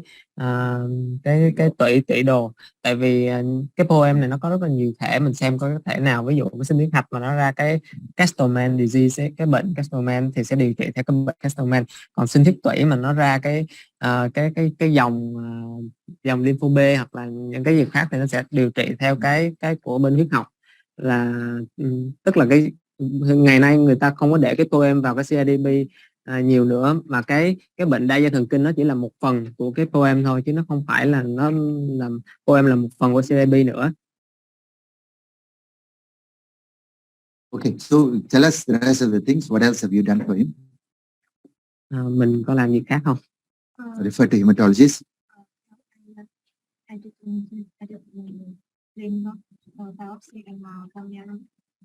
So referred to hematologist already? No, not yet. Mình có khám huyết học chưa? Not yet. And any treatment given? He just came to you? Yes. Good. But you have already diagnosed POEMs, right? Yeah, good. So was there any plan in place? If not, then I could give a plan. Mình có kế hoạch gì cho bệnh nhân này chưa? Sure. Plan to send to a hematologist. Yes. Yeah. Quickly send to hematologist, but in the meantime, you can refer at the same time and do the investigations, because they will do a bone marrow. They will ask you for skeletal survey. In English, we call it skeletal survey. Basically, you do X-rays of every bone. Okay. Then we can wait for them to see. After that, they will ask you to either biopsy the lymph node, maybe the axillary lymph node, or the inguinal lymph node. You see, inguinal node. Huh? Yeah. Thì thế là mình có thể mời khám hội chẩn bác sĩ huyết học, nhưng mà trong cùng lúc đấy mình vẫn có thể làm những cái khảo sát, vì thường là những bác sĩ huyết học họ cũng sẽ đòi. Nên so there's a number of chemotherapy regimes that work for these patients, but I cannot remember offhand. Some of them are lenalidomide, basically the thalidomide-related drug-related regimes, but the hematologists usually manage these patients. We don't manage now. In the past, long time ago, we used to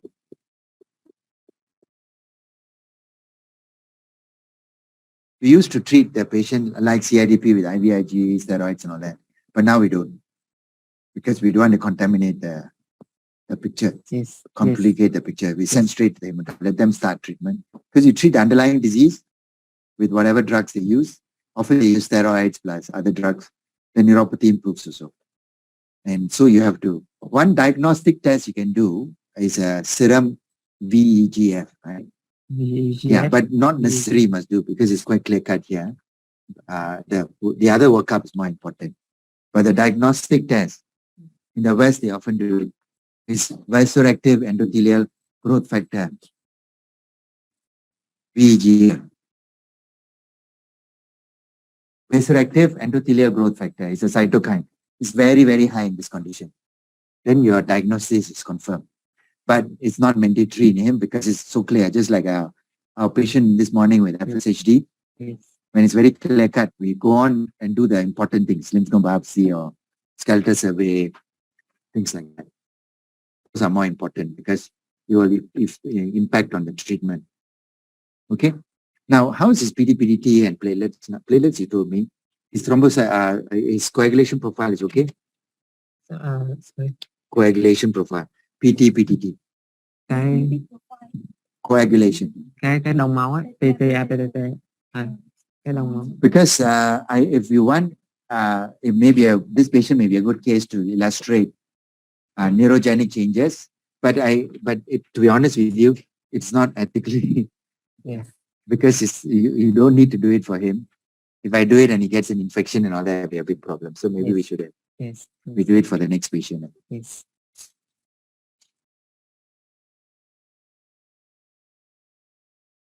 I think it's okay. I think I won't do it. Because he's so frail, he's more probably prone to infection, bleeding. If I go and do something and then he gets problems, then it'll be a problem. Yes. We better not. Yes. Yes. I was going to do the EMG to show you neuropathic changes, Yes. but it's not fair to him because it's not for diagnosis.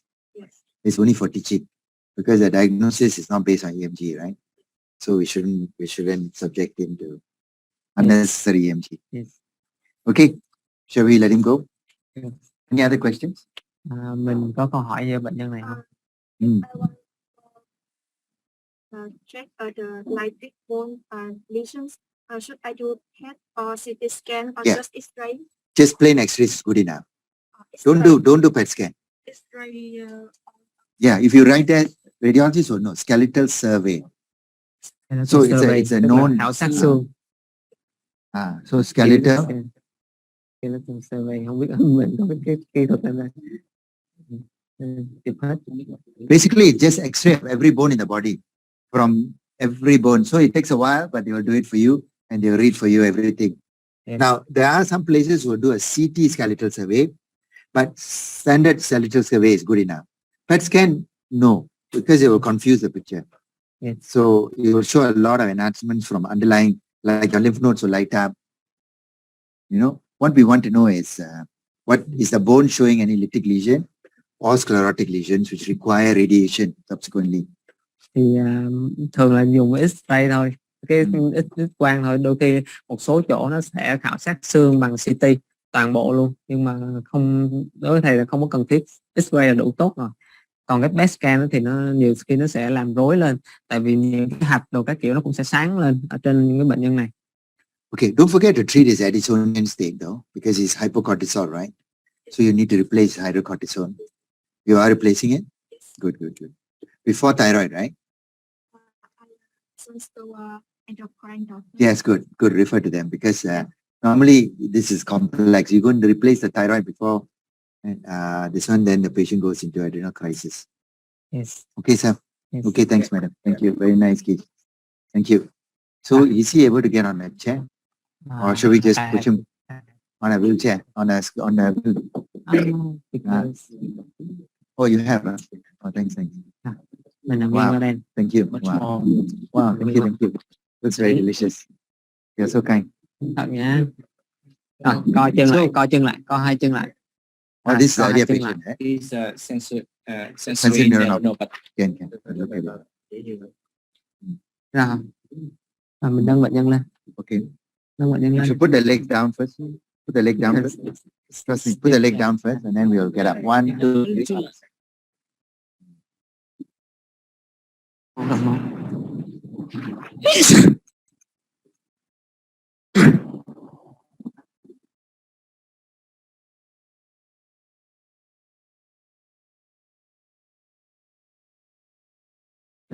Bệnh nhân tiếp theo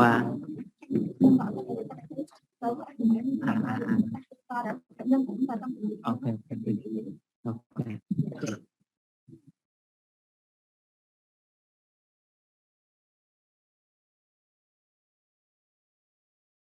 Okay, shall we start the next one? The patient is coming because Okay, no problem. it's Sure. because it's inpatient. Sure. Man, we rest for a while. Within 5 minutes. Okay. We check this. I guess. This is the sensory potentials for the Yes, of the Mm. patient Very in the good. morning. Yeah.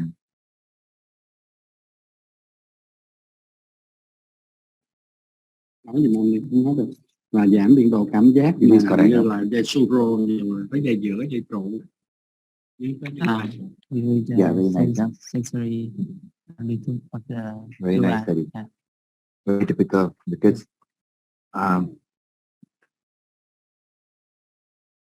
maybe we'll just say mention. You want to tell them what we're going to read out the numbers for this morning's nerve conduction study. You want to say to the people?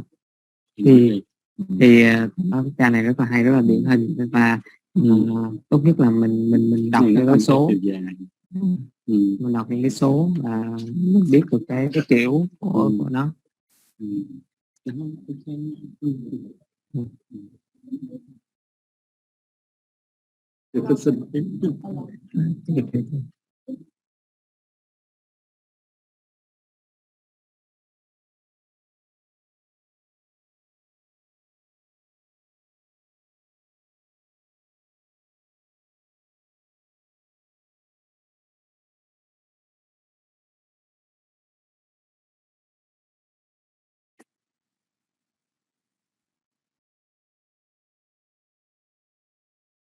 Okay, so motor conduction studies. You want to say it to the people? Mọi người This thấy, morning one, not the poems case. mọi người để ý là thầy sẽ đọc cái bản kết quả đo dẫn truyền của bệnh nhân hồi sáng, cái bệnh nhân mà thầy nghĩ là sensory neuropathy ấy. Okay. Đúng rồi, thầy sẽ đọc cái kết quả cho mọi người. Motor conduction studies are normal. Okay, so in the lower limb, sural left side 2, right side absent. Cái dây đo dẫn truyền vận động thì bình thường. Ở cái dây sural bên trái là 2 microvolt, còn cái dây sural bên phải thì mất. And then the peroneal, right side absent, left side 3. Cái dây mát ấy thì bên trái là bên phải là mất, bên trái là 3. Then the upper limbs, median and ulnar. Median is 5 on both sides. Sorry, 5 on one side, on the left, absent on the right. Ở trên ấy là bên trái là bên trái là No, this is elbow wrong. bên trái là 5, bên phải thì mất. Oh, could be correct. Sorry, you're right. So maybe I don't know why they put the elbow, but don't know. It could be either absent or okay. Maybe we just ulnar left side is 4, right side is 7. Cái dây trụ ấy thì bên trái là 4, bên phải là 7. And then radial is 3 on the left and 6 on the right. Dây quay ấy, thì bên trái là 3, bên phải là 6. So clearly you can see two things, right? One is not symmetric. Đầu tiên mình thấy hai thứ, một là nó không có đối xứng. And secondly, the gradient that I was telling about, sural drop first, followed by ulnar, followed by median, then finally radial. That pattern is not respected. Radial is dropped more before the median and ulnar. Sural still can be detected. Thì rõ ràng nếu mà cái thủ thuật chiều dài thường nó sẽ theo thứ tự là sural, dây trụ, dây giữa và dây quay. Còn cái này thì nó không có theo thứ tự đấy. Rõ ràng một số dây, ví dụ như là dây giữa thì nó mất, còn cái dây sural thì nó còn. Kiểu vậy thì nó không có đi theo cái thứ tự. Okay. Yeah. So while waiting, rather than waste time, what I will do is later I will just give a talk anyway. So I'll start the talk and then wait for the patient to come. Thì trong lúc chờ cái bệnh nhân kia lên ấy, thì thầy sẽ giảng một cái bài ngắn. So the talk was supposed to reinforce what we have done about MUP analysis. Thì cái bài nói ngắn này nó sẽ gọi là nhấn mạnh lại những cái gì mà chúng ta đã làm ở trong cái phân tích điện cơ. Can you ask the audience whether they have actually listened to this talk already through internet, Zoom in the other cities? Thì Because then I won't repeat it. Mọi người có nhiều bạn nào mà mình xem cái bài này ở trên Zoom luôn chưa ạ? Trên Zoom ở rất là nhiều, ở những cái thành phố khác thì đều giảng cái bài này hết. MUP analysis. cái phân tích MOP ấy ở trên mọi người xem chưa ạ? Thì nếu xem rồi thì thôi, bởi vì nó sẽ rất là chán. Còn nếu như mọi người đã xem những cái này đã được không?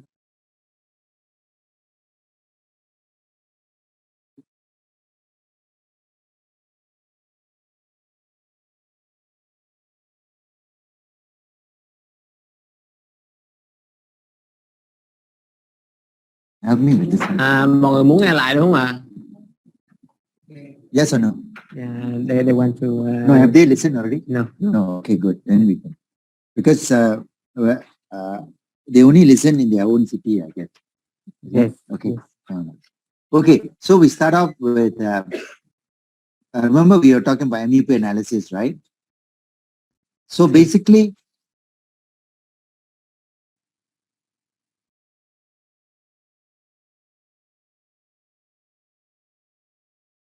come on, the TV is off now. The TV was on just now. You turned off the TV. That one no need, not so important. This one can connect somewhere else, or if not later. Still got by battery. Okay, so like I said before, EMG is basically assessment of motor unit, right? Thì như thầy nói là cái EMG ấy, thì nó đơn giản là nó tiếp cận tới cái đơn vị vận động. So essentially, we are looking at the shape of the motor unit, like I showed you this morning. Thì đơn giản là mình nhìn cái dạng của cái đơn vị vận động như thầy đã nói hồi sáng. These muscle fibers, individual muscle fibers are going to produce an electrical potential that is going to merge together to form the MUP, and your needle is capturing this picture. Thì những cái điện thế của từng cái sợi cơ ấy của cùng một đơn vị vận động nó sẽ gộp lại với nhau, và mình sẽ chụp cái hình ảnh của cái điện thế đấy và nó ra một cái hình ảnh của cái điện thế đơn vị vận động. So you can see that the amplitude and the duration, okay, will be 5 to 15 milliseconds, and the amplitude will be 500 to 2000 millivolts. Thì lúc này mình sẽ thấy cái thời khoảng bình thường nó là 5 tới 15 giây, và cái biên độ nó từ 500 tới 200 mV. And the key thing is to get close as possible to the motor unit, so that you get a good picture. Otherwise, you get a lousy picture. If you get a lousy picture, then you make a wrong conclusion. Thì cái quan trọng là mình phải tới gần cái đơn vị vận động để mình chụp được một cái hình ảnh tốt và mình phân tích mới đúng được. Còn nếu mà nó không tới gần đấy thì cái bức ảnh của mình nó sẽ mờ và mình phân tích sai. The reality is when you put the needle in, you are close to one unit, but the other guys who are firing nearby. Thì một cái là khi mà mình tới gần một cái đơn vị vận động ấy, mình sẽ bắt được một cái đơn vị vận động và những cái đơn vị vận động ở gần nó. Okay, so 3 things can happen. Thì chuyện gì sẽ xảy ra? When the nerve is injured or when the muscle is injured. Khi mà cái dây thần kinh bị tổn thương hay là cái cơ nó bị tổn thương. So let's talk about when the nerve is injured. 3 things can happen: spontaneous activity, reduced recruitment, and change in morphology. Thì khi mà cái dây thần kinh thì nó bị tổn thương thì nó xảy ra 3 thứ. Một là cái điện thế tự phát, 2 là cái giảm tích tập, và 3 là cái thay đổi hình dạng của MOP. So spontaneous activity, why does it happen? Thì tại sao lại có cái điện thế tự phát? As I mentioned just now, the moment the mother is dead, the children are going to become orphaned. Okay, you want to go through? Thì như thầy đã nói, khi mà một cái gia đình mà bà mẹ nó chết thì những cái sợi cơ như những đứa con thì nó sẽ bắt đầu nó khóc. This motor unit, these muscles are orphaned. Once they're orphaned, they become irritable. Thì khi mà những đứa trẻ nó trở nên mà nó mồ côi ấy, thì nó trở nên gọi là nó dễ kích động. Irritable, they produce positive shock waves and fibrillations. Và lúc đấy thì nó sẽ xuất hiện, nó sẽ sản xuất ra, nó sẽ làm ra những cái điện thế. Bring the patient in. Những cái điện sóng nhọn dương và cái rung giật sợi cơ.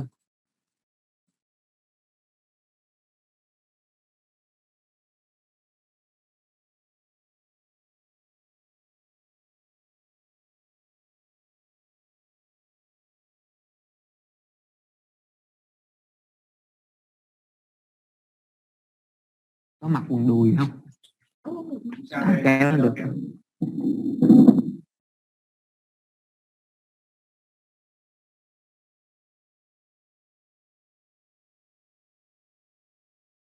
Lên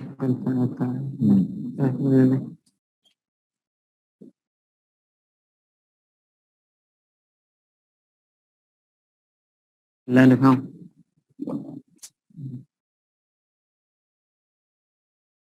Không, đừng có nằm, đừng có nằm, đi ngồi thôi, ngồi xuống chân ra, bỏ dép xuống.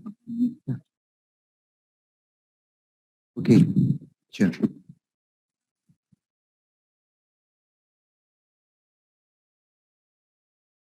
Okay. Okay, that's fine. Oh, careful, careful. Slowly, slowly. Okay, it's going to get cold, I think. Maybe give us this. Yeah, just hold, leave it here first. Okay, quickly tell us the story. Okay, continue to sit like that. Ngồi xích lại một tí. Is 89 years old now, and her children is numbness and upper and lower limb. The story is 8 months. Numbness and weakness for how long? 8 months. 8 months. Okay, okay. Any symptoms above the neck, swallowing, speech problems? No. Okay, take a seat, please. Okay, so nhân 89 tuổi thì với cái than phiền chính là tê và yếu tứ chi, bệnh khởi phát 8 tháng. So you want to come behind and just show the sit up straight, sir. Okay, then sit up straight, please. So maybe okay, can you translate? Mình ngồi thẳng đấy chú. Mình ngồi thẳng đấy chú. Sit up straight. Ngồi thẳng, đúng rồi. Okay. So maybe there's a little bit of wasting here, right? You can see there's a bit of wasting of the muscles here, bit of wasting here. Có những cái teo cơ ở cái vùng quanh cái xương bả vai. Can you do this for me? Mình cứ làm cái này, làm như tập thể dục ấy, làm như con này, đúng rồi. Đúng rồi. Đúng rồi. Đúng rồi. You can go to the front. You take one picture from the front. Then you can go to the front, sir. You can go to the front.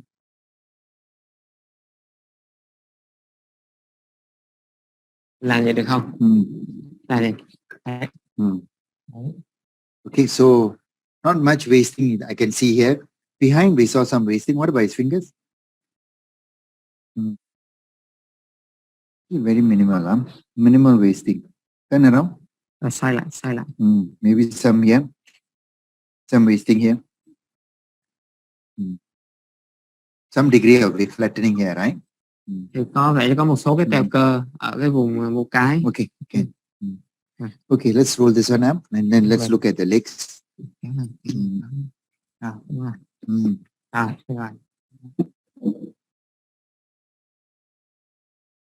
Qua hai bên. So, not much to write home about here. What about here? Ngóc cái bàn chân lên. Okay, the same.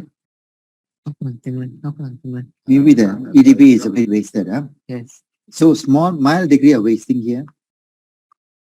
Some clawing of his toes, suggestive of weakness here, but otherwise not much to write home about.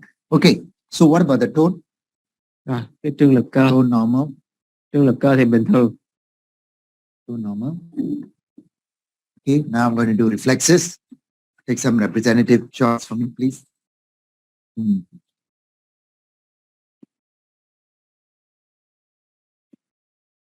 Biceps is still intact.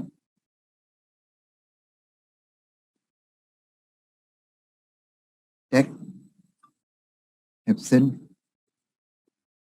Reduced. Biceps intact. Tam đầu và nhị đầu thì bình thường. Intact, huh? So let me just double check this again. Definitely biceps intact. Okay, what about the knee? Put your hands here, sir. Hai tay hai bên vào. Put your legs down. Xả lỏng cái chân. Absent. Think. Let me just check them. Yeah, actually, it's reduced but present. Can you see that contraction? Yes.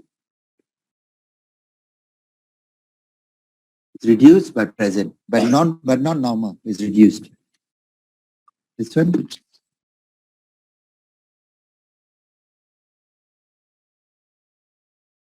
Absent. Absent. And reflex absent. Okay, Babinski. Okay, cameraman, focus on this one. Mr. An, sorry, not cameraman. No movement. So first time no movement, so I'm going to increase the force and try again. Okay, there was a withdrawal response, so this time I reduce the force and try again.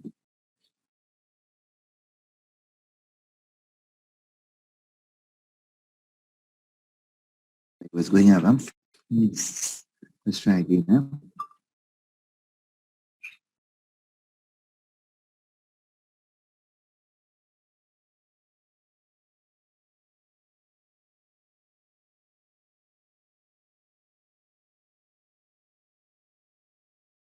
Okay, so it's absent.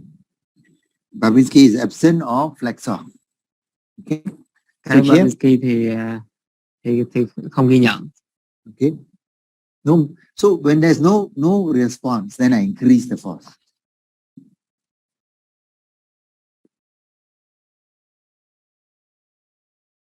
Thing is down. Yeah. Okay. So lower motor neuron, huh? Everyone agree? Next, power. Mọi người có đồng ý là neuron vận động dưới không ạ?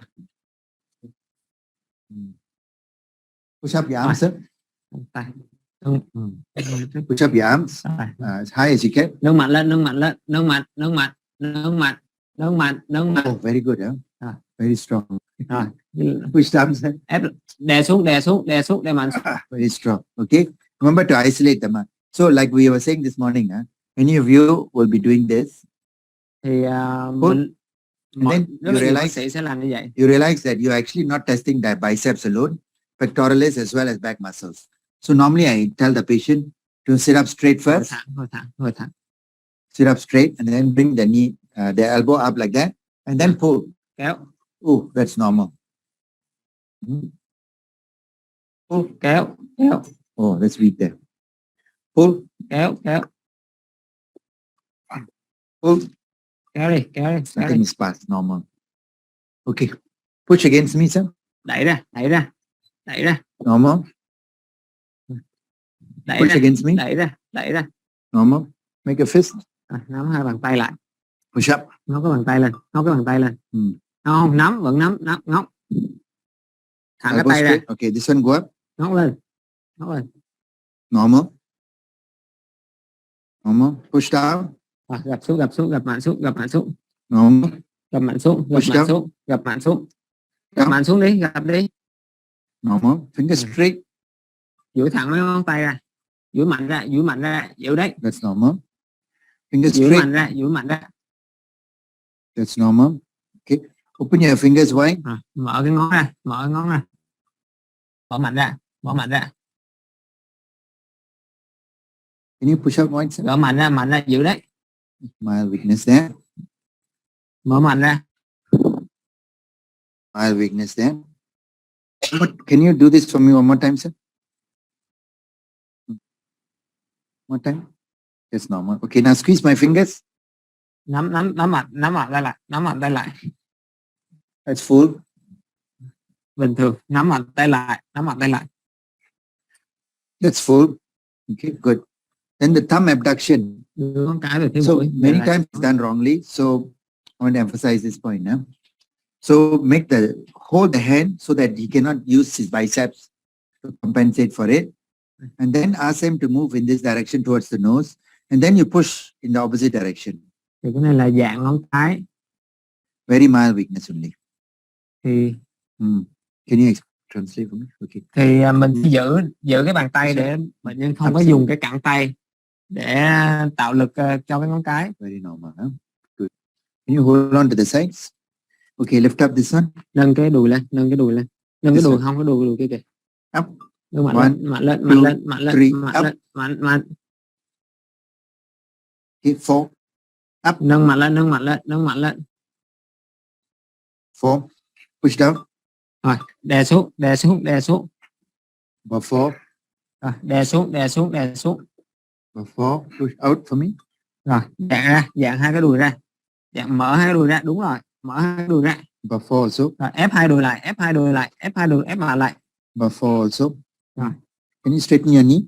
Duỗi thẳng cái gối ra, duỗi thẳng cái gối ra. Can you straighten your knee? Rồi, duỗi thẳng cái gối ra, duỗi thẳng It's cái gối very ra, strong, huh? duỗi thẳng cái gối ra. Very strong. Okay. Bên đây duỗi thẳng cái gối ra. Push down on me. Rồi, kéo xuống, Pull, kéo lại, pull, kéo pull. lại, kéo lại, kéo lại, kéo lại, Very kéo strong. lại, Pull. kéo lại, kéo lại, kéo lại, kéo lại. Okay, good.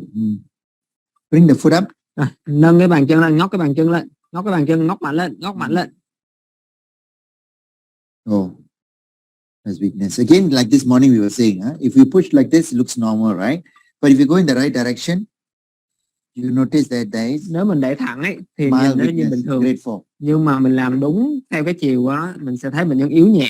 Độ 4. Okay, put your legs down, sir. Rồi, thả lỏng cái chân này xuống. Okay, Nâng cái this chân one. này lên. Up. Ngóc cái bàn chân lên, ngóc cái bàn chân lên, ngóc mạnh lên. Okay. Grade 4. What about big toe, sir? Đưa cái ngón lên, đưa cái ngón lên, đưa cái ngón lên. This is weak, right? Push up the toe. Đưa cái ngón lên. So grade 3. Số And 3. very little resistance, right? So grade 4 at best. This one up. Đưa cái ngón lên, đưa cái ngón lên. Grade 3, no resistance. Rồi. So definitely weak big toe. Okay, what about flat down, push down the foot? Đạp xuống, đạp mạnh xuống, đạp mạnh xuống. Okay, so that's mildly weak. Push down, sir. Đạp mạnh xuống, mạnh xuống. Mildly weak. Okay, bring your big toe down, sir. Gập mấy ngón lại, gập mấy ngón lại, bó mấy ngón lại. Bó này này, đúng rồi. That's about grade 4. Khoảng độ 4. Bring down. Bó mấy ngón lại. Bó mấy ngón lại. About grade 4 also, huh? Okay. Okay, so looks like mild distal weakness, right? Everyone agrees? Thì mọi người có thấy rằng là yếu cái cơ ngọn chi nhẹ đúng không ạ? We didn't. I forgot to check a few proximal muscles here. So can I check this one again, sir? Ngồi thẳng lên, ngồi thẳng Can lên. you sit up straight? Yes, and push out this one for me. Mình đẩy cái Remember we saw some wasting here. So what does it mean? Push out for me. đẩy ra, đẩy mạnh ra, đẩy This mạnh one ra, push out. đẩy mạnh ra. No. Này này, No, wrong. chú nhìn cháu này. Đẩy cái nắm tay ra, đưa up. cái nắm tay ra ngoài, đưa cái nắm tay ra ngoài. Đưa không, này này. Against my hand. Đấy, đúng rồi, đẩy ra. Giữ. No, he's pushing this way. Không, đừng có ra vậy. Vậy thôi, hiểu không? Đúng rồi. Đúng rồi. Đẩy mạnh ra, giữ. Okay. Grade 5. This one? Bên đây cũng vậy. Đưa cái nắm tay ra, đưa giữ. No, don't move this up. Đừng- Just move this đừng- one once. Rồi, đưa ra đây luôn. Don't keep moving in and out. Just move once. Đừng có vậy nhé. Chỉ vậy thôi. Đẩy mạnh ra, đẩy đi. Don't hear, sir. Không, cái này chú giữ, chú chỉ xoay cái nắm tay ra ngoài thôi. Okay. Đúng rồi. I think it's normal. What about neck flexion? Neck flexion. Gặp cái cổ lại. Sit up straight again. Ngồi thẳng, chú ngồi thẳng, cố gắng ngồi thẳng lên. Sit down. Rồi, gặp cái cổ lại. Gặp cái cổ lại. Push down, sir. Gặp mạnh cái cổ lại. Put your head down. Gặp mạnh cái cổ lại. Push down. Harder. Cố lên. Push down. Gặp mạnh, cố lên. Okay. Mildly weak. Huh? No, not really. It's normal. Push back. Ngửa cổ ra, ngửa đầu ra. Can we check his face also? Rồi, nhắm nghiêng mắt lại. Nhắm nghiêng, đúng rồi. Looks very normal, right? Yes. Face is normal, huh? Just to complete the thing, can you open his mouth? Há miệng ra. Stick your tongue out. Đưa lưỡi ra. Good. Just take a good picture of that. Take a picture of that for me. Tongue looks a bit big. I want to take a picture of that. Yes. Big tongue. Okay. Now look straight ahead, sir. Rồi, nhìn thẳng. Okay. Good. Okay. So distal weakness, now sensation. Already patient complains of numbness. So we just have to verify it. Thì bây giờ mình sẽ kiểm tra lại cái cảm giác. Thì bệnh nhân có than phiền về cảm giác, cho mình kiểm tra, mình khám một cách khách quan. Okay. Can you feel this up? Có thấy rung không? Rung á, cái cảm giác rung có hay không thôi, ít hay nhiều cũng là có hết nhé. Có thấy rung không? Có thấy rung không? Có thấy rung không? Ở đây có thấy rung không? Rung ấy. Thấy rung không? Có thấy rung không? No. No. So, có thấy rung không? So cannot rely on this. Remember, we use some other modalities. Bây giờ nhé, thầy sẽ chạm vào mình bằng cái tờ giấy này. Mình biết chỗ nào thì mình lấy tay mình chỉ, được không? Nhưng mà mình phải nhắm mắt lại. Được chưa? Nhắm mắt lại đi. Biết chỗ nào lấy tay chỉ. Rồi.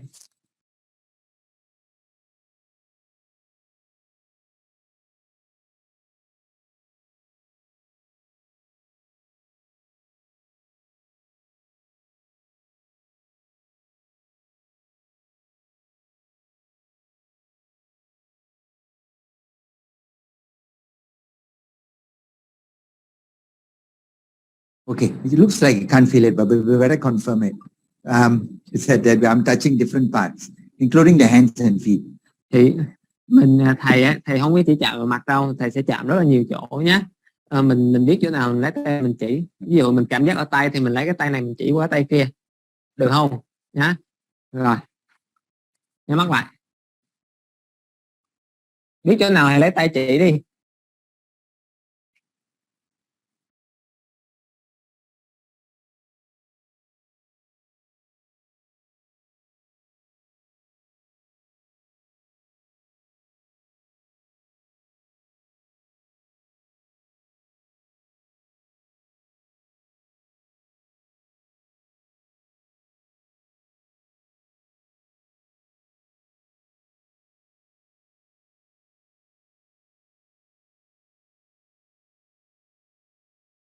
It can feel quite well. Huh?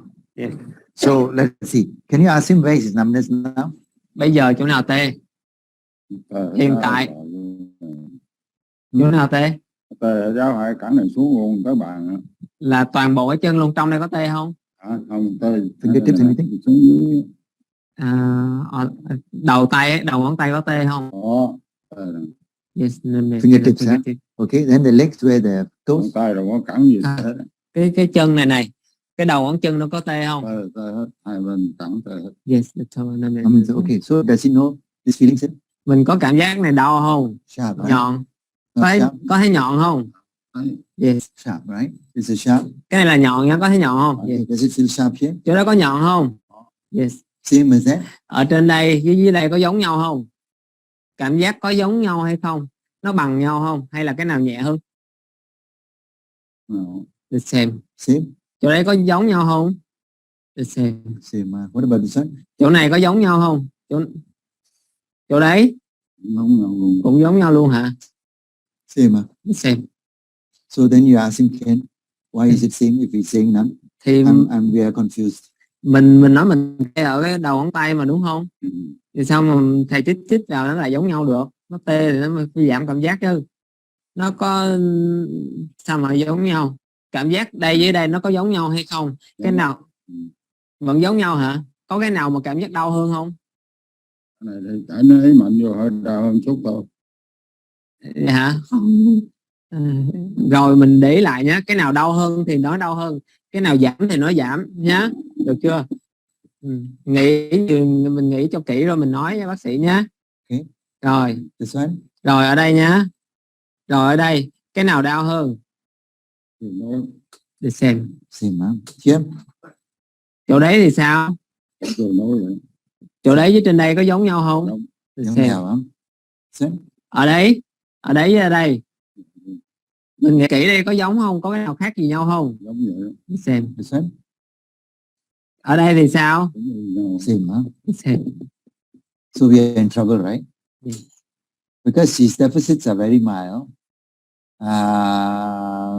mild distal weakness, sensory loss, not very clear cut. Shall we try this again? Mình có thấy rung không? How can he not feel it? He must be feeling it. Có thấy rung tí nào không? Mình cố gắng mình cảm nhận đi. Có thấy rung không? Cái rung ấy. No. Okay, what about this one? He feels this. Ở đây, ở trên trán này. And this thing. Ở với cái đầu ngón chân này, có giống nhau không? Hay là nó có khác gì nhau không? Giống từ rồi đó. Từ. This one, Nó có cái nào cảm giác rõ hơn không? Hả? Nó cũng vậy rồi. The same. the same, huh? So, can I just confirm his so-called proximal weakness? Can you lift up this one again? Nâng lên, nâng mạnh lên, nâng mạnh không? Nâng cái đùi. Nâng mạnh lên, mạnh lên, mạnh lên. Mạnh lên, mạnh lên. Okay, so I think I'm not very impressed by his deficits. His symptoms are 4 years, 8 months, sorry, and numbness. Okay, and does he have any, because he keeps pointing to his back and pointing like this, does he have reticular symptoms? He says he numbness break from side to posterior side and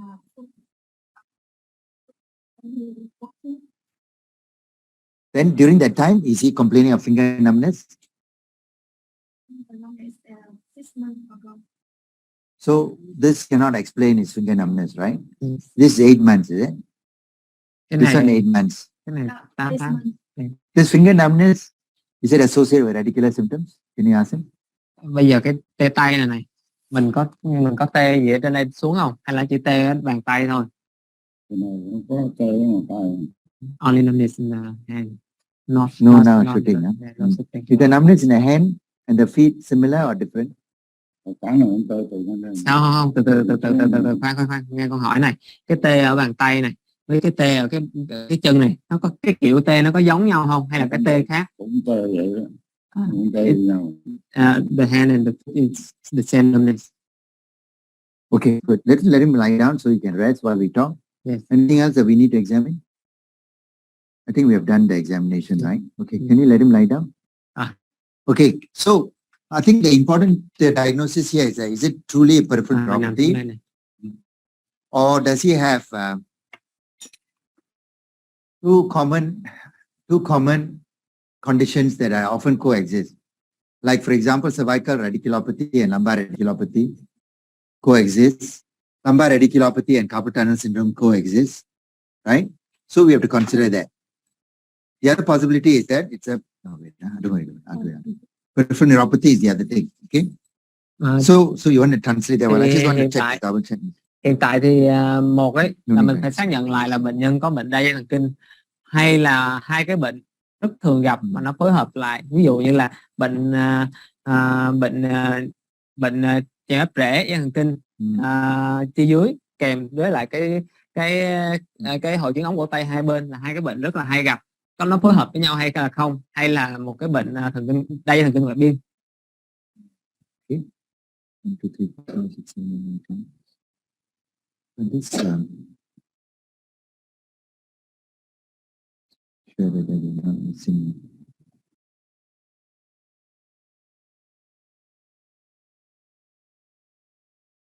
Okay. Yeah. Okay. So in that sense, I think I explained yesterday. About the importance of. Oh, thank you.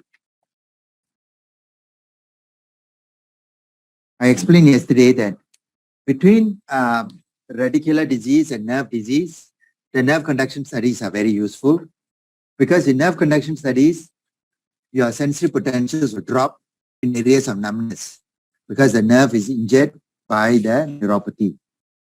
But in radicular disease, even though the nerve is disconnected from the central nervous system, because the disconnection is proximal to the dorsal root ganglion, the nerve is still intact and can be stimulated. So paradoxically, in the nerve conduction studies, you will get intact sensory potentials in areas of numbness. So that way we can differentiate between a neuropathic disorder from a peripheral neuropathy disorder. Neuropathic disorder from a radiculopathy. Thì với cái bệnh đa dây thần kinh và cái bệnh rễ dây thần kinh ấy, thì cái đo dẫn truyền nó rất là hữu ích để mình phân biệt giữa hai cái bệnh này. Vì ví dụ như là bệnh dây thần kinh ấy, thì khi mà mình đo mình khảo sát cái đo cảm giác và vận động ở cái vùng mà bị tê ấy, thì cả cảm giác cả vận động nó đều bị ảnh hưởng hết. Còn đối với những cái bệnh mà rễ dây thần kinh ấy, thì mình đo chỗ cái vùng bệnh nhân bị tê thì chỉ có cái vận động bị ảnh hưởng thôi, cái cảm giác vẫn còn, mình vẫn đo được cái SNAP ở cái vùng bệnh nhân bị tê đối với cái bệnh rễ. So motor nerve, the injury is here. If the nerve is injured here, both the snaps and the CMAP will be affected. Correct? Thì đối với bệnh dây ấy, thì cả cái SNAP và cái CMAP đều bị ảnh hưởng hết. But if the nerve injury is here in a radiculopathy, the motor nerve is injured, so the snap is missing. But because the injury is proximal to the dorsal root ganglion, the snap is still intact. So this discrepancy tells you that we are dealing with a nerve. So in this case, before I proceed any further, often I'll do a nerve study to decide whether he has a neuropathy or not.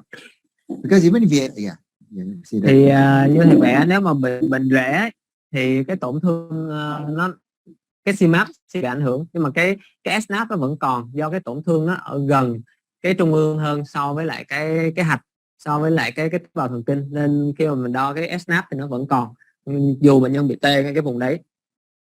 One of the things in peripheral nervous system that's very interesting is the further away from the central nervous system the pathology is, the more discrete the patient's sensory loss is on examination. Thì một chất của cái bệnh đai thần kinh ấy là cái vùng mà nó càng xa thì mình khám cái chứng nó càng nặng. So for example, a patient with a cortical problem, brainstem problem, or even a nerve root problem, they will say, oh, numb. But you try to test it, very difficult to discern subjectively, objectively, which area is actually numb. But patients will say numb. In fact, C5, C6, they will tell you numbness here. But it's normal. Thì ví dụ như là khi mà những cái tổn thương mà nó tê do bị tổn thương ở cái thần kinh trung ương này, ở tủy này, ngay cả ở cái rễ này, thì bệnh nhân than với mình là tê rất là nhiều, nhưng mà mình rất là khó để mình phân biệt được cái vùng nào nó bị tổn thương. Nhưng mà ví dụ như là bệnh nhân bị tổn thương cái dây ấy, hoặc là bị tổn thương C5, C6 vậy ấy, thì bệnh nhân sẽ cho mình thấy cái vùng tổn thương rất là rõ. But if you come to a prototypic peripheral nerve pathology, like for example carpal tunnel syndrome, if the numbness is so definite that you take the pin, you can test here or numb, here normal, they can actually draw up for you. So usually peripheral nerve problems, then sense loss is much more objective, much easier to demonstrate. Còn ví dụ như là nó bị tổn thương còn xa hơn nữa, ví dụ như là hội chứng ống cổ tay đi, thì bệnh nhân có thể phân biệt giữa hai bên của cái ngón nó sẽ khác nhau luôn. Tức là càng về ra xa ấy, thì mình sẽ khám một cái cảm giác nó càng khách quan hơn. So in this patient, it's got a lot of symptoms, but very little signs in terms of sensory signs.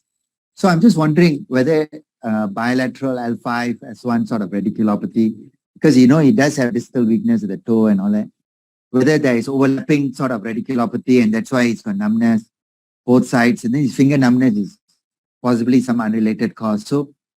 So that may be one of the differentials here. Thì ở bệnh nhân này thì cũng tương tự, bệnh nhân thầy đang nghĩ tới một cái L5S1 gì đấy, vì bệnh nhân than tê rất là nhiều ở cái chân và có vẻ như là yếu cái ngón cái hai bên, thì thầy đang nghĩ là có cái tổn thương nào là L5S1, còn cái tay thì nó một cái bệnh nó không có liên quan gì tới cái bệnh ở chân hết. But the difficulty would be to confirm it, because at 89 years old, a lot of normal patients lose their sural sensory potentials also. Thì so absence of sural sensory potential doesn't mean it's a neuropathy. It could still be a radiculopathy. Thì cái vấn đề ở bệnh nhân này 89 tuổi rồi, thì rất nhiều bệnh nhân ở cái tuổi này mất cái sural. Vì vậy dù cho bệnh nhân khi mà mình đo mình không thấy cái sural ấy, mình cũng không khẳng định được là mình không loại trừ hoàn toàn được cái bệnh rễ. So I'm thinking we're going to be in trouble here. Now, if it is indeed the nerve conduction study clearly shows a very clear-cut length-dependent polyneuropathy, then what are the conditions? Now, definitely not genetic. Maybe you just explain. Thì bây giờ nếu mà mình đo cái dẫn truyền về cảm giác ấy, thì nó cho thấy một cái kiểu của phụ thuộc chiều dài ấy. Thì bây giờ có thể mình gặp một cái bệnh đai thần kinh, mình sẽ đi theo từng cái category, từng cái mục. If you go through the list of peripheral neuropathies, I would definitely not consider genetic, amyloid, and all these things, because difficult to explain. with such mild thing. Although I must say his tongue looks a bit big, which makes amyloid possibility. But at 89 years of age, unless it's the light chain amyloid, paraprotein related amyloid. So not likely to be a genetic disease. Thì về cái bệnh di truyền ấy thì thầy gần như thầy không nghĩ luôn, tại vì với cái tuổi này và ví dụ như là cái amyloid chẳng hạn, thì với cái tuổi này nó cũng không có hợp lý với cái thay đổi những cái yếu và những cái rối loạn cảm giác rất là nhẹ. Từ có cái lưỡi bệnh nhân thì nó hơi to thì nó có thể là phù hợp với cái amyloid mà kiểu nhẹ, nhưng mà thầy cũng không nghĩ nhiều. The second group is metabolic endocrine.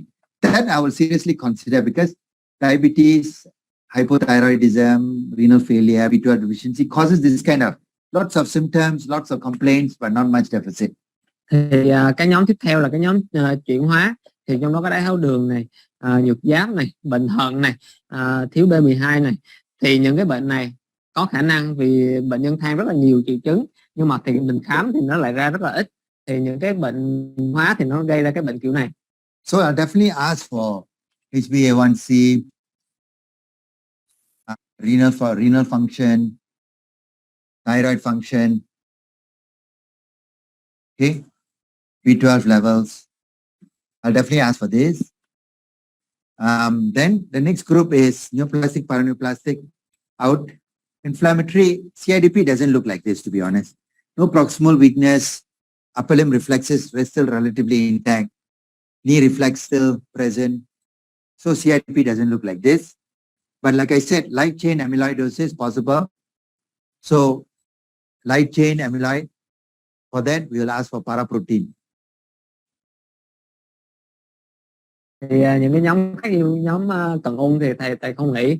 Còn cái nhóm viêm ấy, thì CIDP thì cũng không có hợp lý, vì bệnh không có yếu gốc chi ngọn chi nhiều, và những cái phản xạ ấy, nó vẫn còn, nó không có hoàn toàn. Tuy một số cái giảm nhưng nó vẫn còn, đa số nó vẫn còn, nên CIDP cũng không hợp lý. Còn cái nãy cái chủ nhẹ ấy, thì thầy có nhắc qua là nó vẫn ở trong cái vòng xem xét, nên thầy sẽ xem lại cái điện di vừa tiên có gì hay không. So of course infections, although it's not likely in his age, 89 years old and everything, it's simple test to do. Normally I will still screen HIV and syphilis. Thì còn có phần nhiễm ấy, là tuy ở cái bệnh nhân ở kiểu này thì mình ít nghĩ, nhưng mà những cái xét nghiệm này thì rất là dễ làm, nên thầy vẫn sẽ tầm soát về HIV và syphilis. Toxic, you have to take a very detailed history because some of the peripheral neuropathies related to drugs can look like this. So drug history, ethanol history, substance abuse, all this is very important. Thì về thuốc ấy, thì rất nhiều loại thuốc mà gây ra cái bệnh ngưng lạc biên theo cái kiểu này.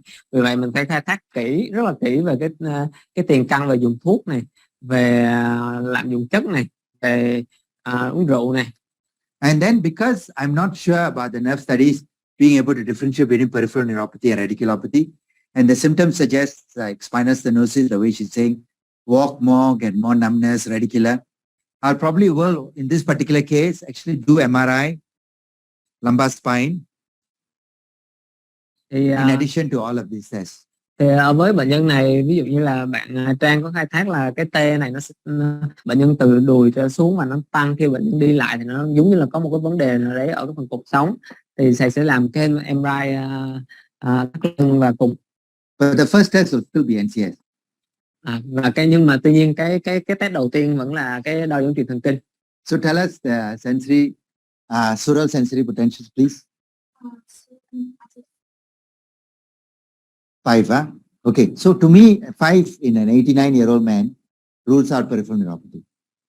So this is lumbosacral radiculopathy. Because if you have 5, you know, normal is 8 to 9. But 89 years old, you can get 5. Firstly, you are a very good EM nerve conduction person, because it's very difficult to get in this age group. So if you can get 5, it's very normal. What about upper limb sensories? Upper limb sensory. Median and ulnar.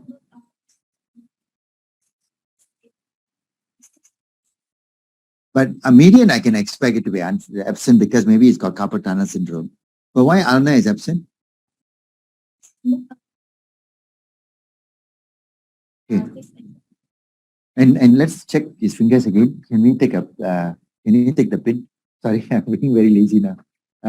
Take the pin and then see whether digit 5, digit 4, digit 5. So you see, this is the lesson I want to repeat again and again. Every time you find a nerve conduction study, doesn't make sense. Go back to the patient and check. Để ý nha. If your sensory is absent, Cái này là số 1 nhé. digit 5, he should be feeling numb. Cái này là số 2 nhé. Thì Digit 5, anything? Digit 5. Here. Doctor, look. Here. Yes. Cái chỗ này có hết tê gì không? Với bên đây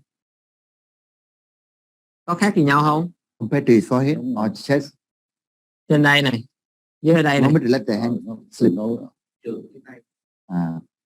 cái đây này, có khác gì nhau không? Có giống nhau không? Có khác gì nhau không? Để xem. So you see, I hope you all understand, because you saw the number of problems with the nerve conductions, right? Technical. So every time something doesn't fit, it may be technical, go back and check with the patient. If it doesn't fit, trust the clinical more than the nerve study. Correct? So I think here, I'm not sure whether your digit 5 is real or not real.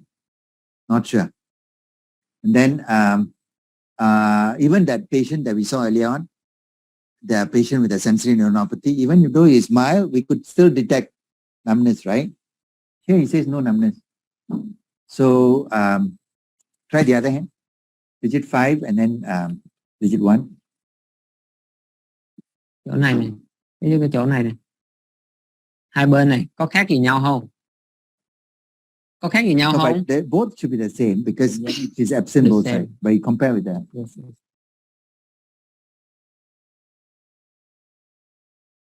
Chỗ này dưới trên đây này, chỗ này này, dưới trên trán này, có khác gì nhau không? Có khác gì nhau không? So I think we should repeat it. Just be sure that it's real. Especially you find the dorsal ulnar cutaneous, which is more difficult to find. Okay. Now what about radial sensory? Did you do? 9. Now both sides median absent, is it? Both sides ulnar absent. You try the tenals and the carpal tunnel. Okay, while he's doing that, what about the motor studies? Có thấy gì bất thường không? Cảm giác thế nào? Okay, I didn't show you this. So for tenal sign, I must say, sorry, I forgot to show you. So tenal sign, normally the carpal tunnel goes like this, right? So usually this is the tunnel, right? Yeah.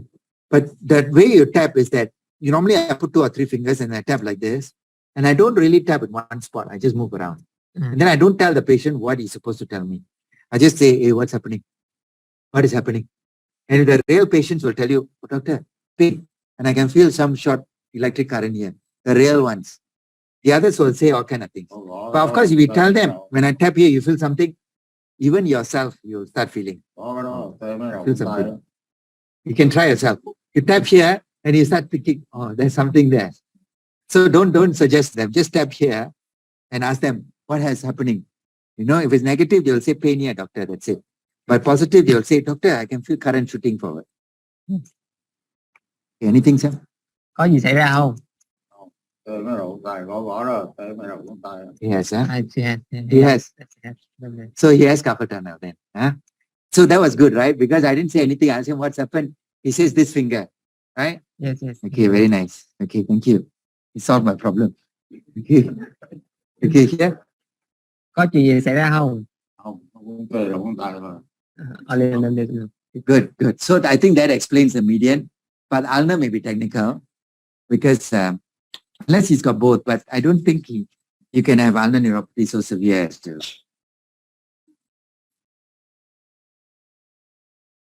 Okay, so one thing in medicine is we always try to look for one disease to explain everything. But then you realize that 2 common diseases can coexist.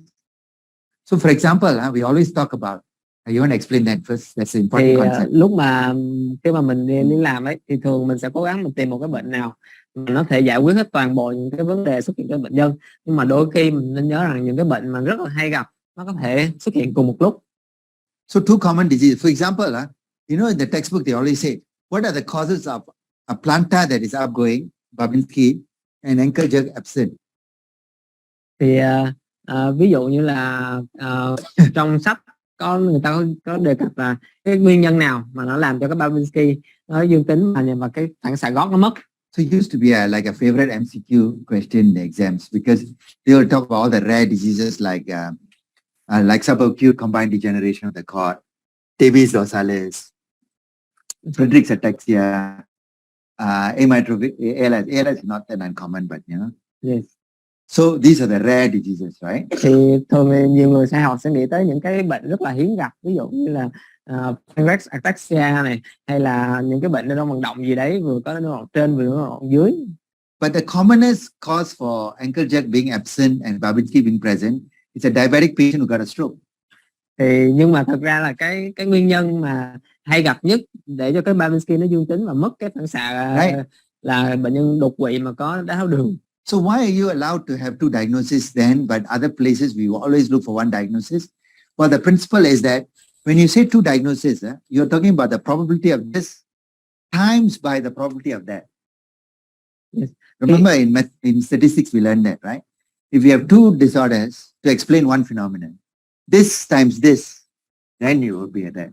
Now, so it's always going to be more likely for one disease to explain the phenomenon than two diseases. But if the two diseases are super common, like diabetes and stroke, super common, right? Then even if you multiply, it's still not bad, right? But if they're rare diseases, never put them together. So you're allowed to talk about two common diseases coexisting, like lumbar radiculopathy and cervical radiculopathy often coexist. Lumbar radiculopathy and carpal tunnel syndrome often coexist, right? So that's okay. Thì đó cũng như là cái toán học thôi, nếu mà hai cái bệnh xuất hiện cùng lúc ấy, thì mình sẽ lấy cái tỷ lệ của bệnh này và mình nhân cho cái tỷ lệ xuất hiện của cái bệnh kia thì mình nhân lại. Thì nếu mà hai cái bệnh hiếm ấy, thì mình nhân lại cái tỷ rất là hiếm gặp. Nhưng mà nếu mà hai cái bệnh mà rất là thường gặp, ví dụ bệnh đái tháo đường, bệnh đột quỵ, thì mình nhân lại thì ra một số nó cũng không quá tệ. Thì còn đối với hai cái bệnh hiếm thì chuyện đấy không bao giờ nó xảy ra. Cũng tương tự như cái bệnh nhân này, ví dụ như là những cái bệnh lý về rễ thắt lưng hoặc là bệnh lý rễ cổ, là hai cái bệnh lý rất là hay gặp, thì mình vẫn có thể gặp ở những cái bệnh nhân nó cùng xuất hiện cùng một lúc, hoặc là bệnh lý rễ thắt lưng và bệnh lý ống cổ tay. So like for example, the earlier patient, neuropathy plus pigmentation, it's a rare, one disease, Poem syndrome can explain both. But if you think about two diseases, for example, Poem's CIDP, okay, or sorry, CIDP plus dermatomyositis put together, two diseases that are one not so common, the other one is not so common. I mean, not rare, but moderately common. But two diseases coexisting, polymyositis, dermatomyositis, sorry, plus CIDP, can explain the rash and the weakness, but two diseases, you are going to be wrong. For Poems, even though it's rare, it's still going to be more likely than two diseases coexisting. So you see the difference? So you're allowed to use two common diseases coexisting, but never try to explain a phenomenon by talking about one rare disease, one common disease, or two rare diseases. You're going to be wrong. Yes. Thì tương tự như cái bệnh Poem hồi sáng, bệnh nhân có một cái bệnh đa da thần kinh và có một cái thay đổi về da, thì mình cái chuyện bệnh mình chẩn đoán Poem là nó có thể giải thích toàn bộ, nhưng mà mình tưởng tượng mình lấy một cái CIDP và một cái bệnh viêm da cơ, nó có thể giải thích cả hai bệnh, nhưng mà hai bệnh này đều không có hay gặp, thì mình tưởng tượng mình nhân tỷ lệ của hai cái bệnh lại với nhau thì ra một cái tỷ lệ rất là nhỏ, và thường khả năng là rất là cao là mình sai, nên mình được phép gom hai cái bệnh mà hay gặp lại với nhau, nhưng mà mình không có được phép gom hai cái bệnh hiếm gặp lại với nhau để mình giải những cái triệu chứng trên người bệnh. Okay, so now let's talk about the motor nerves in the lower limbs. Lower limbs first. Peroneal, motor.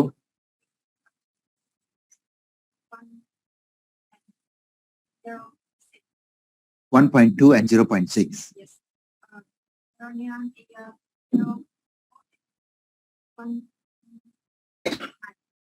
Both reduce Cmaps. What about distal latency and conduction velocity normal?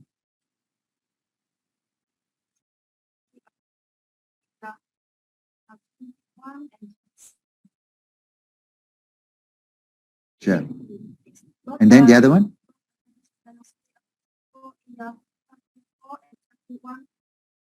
Okay, so the tibial, remember I said, if the conduction velocity, if the Cmap is low, for the lower limbs, from 40 meters per second, the cutoff becomes 30 meters per second. So the tibial is normal. Conduction velocity is normal because the Cmap is low. Cmap is low, right? How low is the Cmap? 1 and 0.6. So yeah, later that the lecture I'll explain the logic behind it. It's an important logic that once the Cmap drops, you have to move the goalpost. You have to move the cutoff point. Okay. Peroneal, it's tricky because there's some technical issues associated with it. Okay. So that slowing, I will not get too excited about it. I will not get too excited. Let's go to the up. You want to translate first? Thì mình lưu ý là khi mà ở phía dưới ấy, khi mà cái sim ở đâu cũng vậy, thì khi mà cái Cmap nó giảm ấy thì mình phải thay đổi chỉ số bình thường của bệnh nhân, tại vì khi mà cái Cmap giảm bản thân nó cũng sẽ giảm lại cái tốc độ dẫn truyền. Thì cái lý do tại sao thì giải thích sau. Còn ở bệnh nhân này đi, cái tibia, cái dây chày ấy thì cái Cmap nó giảm rất là nặng, và lúc đấy thì mình phải cái mức bình thường của bệnh nhân sẽ dời xuống một tí. Thầy nghĩ ở bệnh nhân này vì cái Cmap giảm nên cái tốc độ dẫn truyền nó cũng sẽ giảm theo. Thầy không có quá lưu ý về cái tốc độ dẫn truyền giảm ở bệnh nhân này. So what you do is, firstly, if there's still some controversy about the peroneal, just leave it alone first. Go to the upper limbs. Because if the upper limb nerves Cmaps are normal, easier to interpret the conduction velocity. So always easier to interpret myelin pathology when your Cmap is normal size. Thì mình lưu ý rằng là khi mà cái Cmap nó ở cái mức độ bình thường ấy thì mình sẽ dễ dàng đánh giá cái vận tốc dẫn truyền hơn. So let's go to the upper limb. Median sense. Always start out with Cmap first.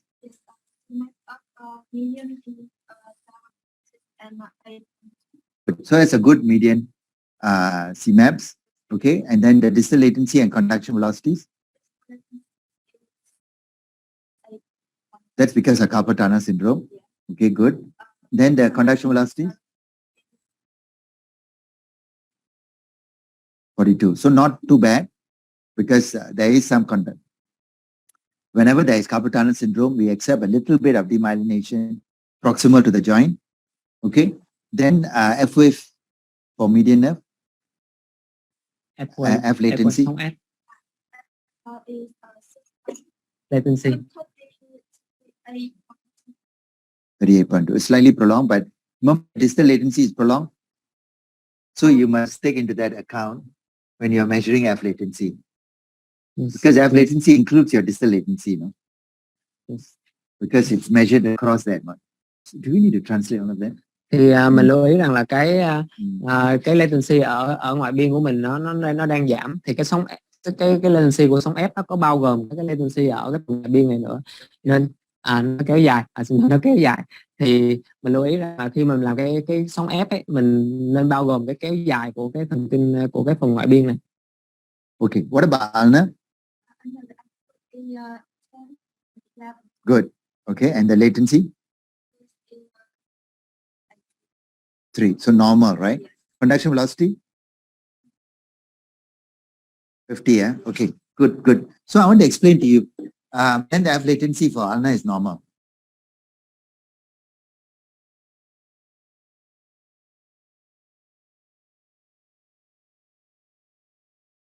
F latency you didn't measure. Okay, so if there's carpal tunnel syndrome here, okay, and there's a bit of demyelination here, right? Okay, the theory is that some of it spreads a little bit proximal. So conduction velocity can drop a little bit in the proximal segment, but not too much. By 48 to 45 can, right? You accept that. So that one I will accept. About 48 to 45. Khi mà nó có một cái hội chứng ống cổ tay ở đây thì đôi khi nó sẽ có một hủy myelin ngược về phía gốc chi, nhưng mà nó nhẹ thôi. Thì đôi khi mình chấp nhận cái tốc độ dẫn truyền nó giảm nhẹ, thì nó chỉ giảm nhẹ ở mức 48-45 thôi. Đó là cái thầy chấp nhận. Because yeah, so but F latency, when you measure F latency, the current goes back, it comes back and goes across this carpal tunnel. So F latency will get prolonged. So that's why in some labs they will do the F minus M latency. To remove this, thì mình nói là cái sóng F là khi mà mình kích thì nó sẽ đi vào cái tủy và nó đi ra, nó đi qua cái phần cái ống cổ tay luôn, thì nó sẽ kéo dài do cái chỗ ống cổ tay. Thì ở một số cái lab họ sẽ dùng cái F trừ cho cái latency của cái ngoại biên này. okay. So I will not worry about the median nerve. Ulnar nerve is normal. Tibial nerve is normal. Peroneal nerve is a difficult nerve even in anybody, including elderly persons. So sometimes you can get problems. The next thing is to look at the waveform to see whether there's any temporal dispersion or conduction block. Thì cái dây chày ở thầy thì sẽ không lo lắng về cái dây trụ, dây quay và dây chày ở bệnh nhân này, nhưng mà cái dây mát ấy thì mình lưu ý rằng là thầy lưu ý rằng là nó sẽ đôi khi mình sẽ gặp khó khăn, đặc biệt là những người lớn tuổi, thì những cái khó khăn về kỹ thuật đôi khi mình sẽ khó đo được.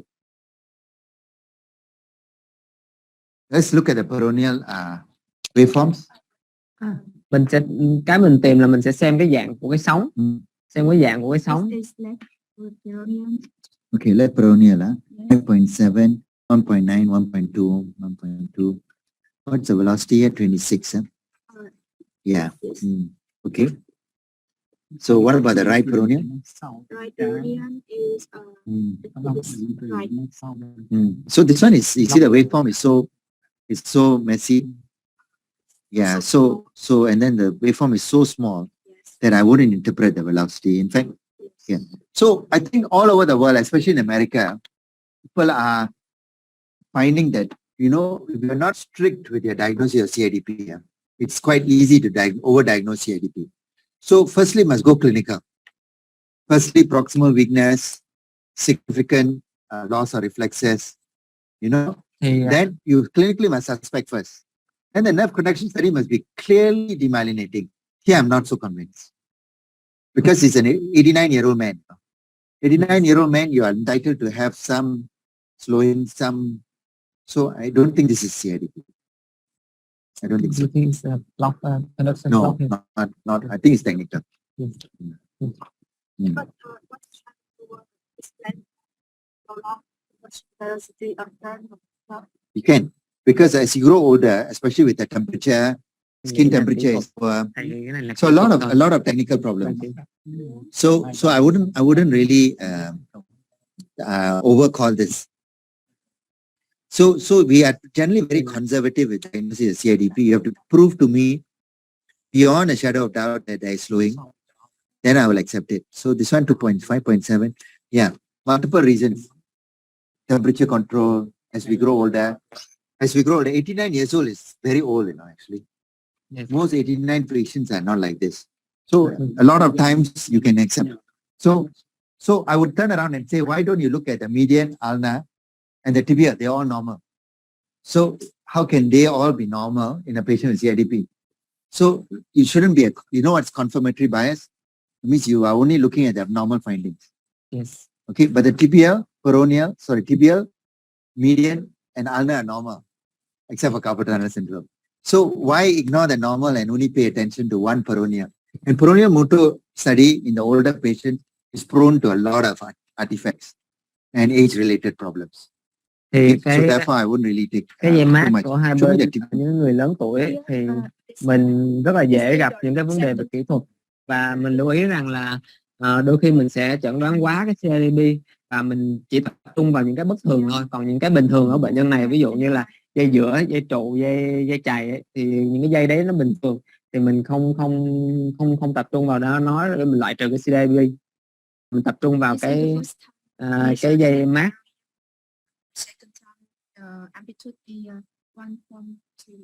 So this one is under fibular neck, huh? Yes, but Yeah. the second time I do in the upper. Sure. Yes. Yeah. I'm not sure because you didn't get a block second time around, right? At that point, Yes. your block was not so dramatic the second time. 1.8. Here is Yes. 1.9, 1.2. Yes. Here you got 0.5. So I'm not sure, to be honest. Clinically, I don't think it is CIDP. So therefore, I tend to undercall the nerve conduction study. So what about the MRI spine? What does it show? Yes, MRI. Là lâm sàng thầy không nghĩ luôn, thầy không nghĩ lên ở trên lâm sàng bệnh nhân nó giống nhau. Nãy I don't think it is CIDP, but I will still do all these things. Paraprotein and these bloods, okay, and treat symptomatically and observe. If there is a compression in the spinal cord, again, treat symptomatically and observe. If it is truly CIDP, you'll get weaker and weaker with time. And then you can start treatment. Now you go and give steroids, you got complications, a lot of problems. So generally, I would tend to watch these patients first. ở những bệnh nhân này thì What is MRI spine sheet? MRI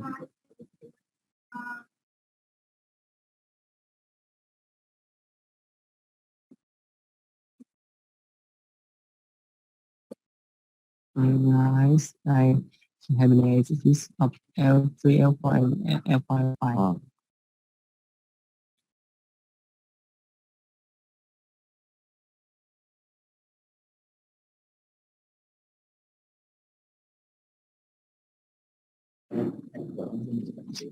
Okay.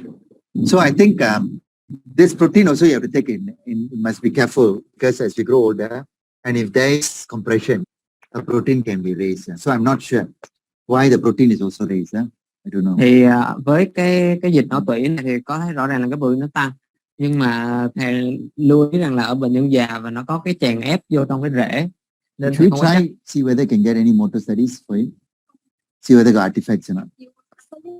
Yeah, tibial. About the sensory eruption part, and before just the sensory brain of because dorsal and your sensory normal. Oh, no. But again, the patient has got no symptoms there. So I won't worry. I will just treat, if I see this patient in the clinic, you know what I'll do? I'll give carbapenem, send him for rehab. See him in about 8 weeks to 8 weeks time. If it's truly CIDP, he'll come back with proximal weakness. Of course, I'll do those tests first. Thì nếu mà thầy gặp bệnh nhân này ấy, đầu tiên là thầy sẽ làm hết những cái test trên bảng. Thứ hai là thầy sẽ điều trị triệu chứng, sau đó theo dõi khoảng vài tuần, thường là 6 đến 8 tuần gì đấy. Sau đấy bệnh nhân quay lại. Nếu mà cái bệnh CIDP nó sẽ diễn tiến nặng dần, lúc đấy mình điều trị steroid. Còn với giai đoạn đầu này mình không có điều trị CIDP từ đầu.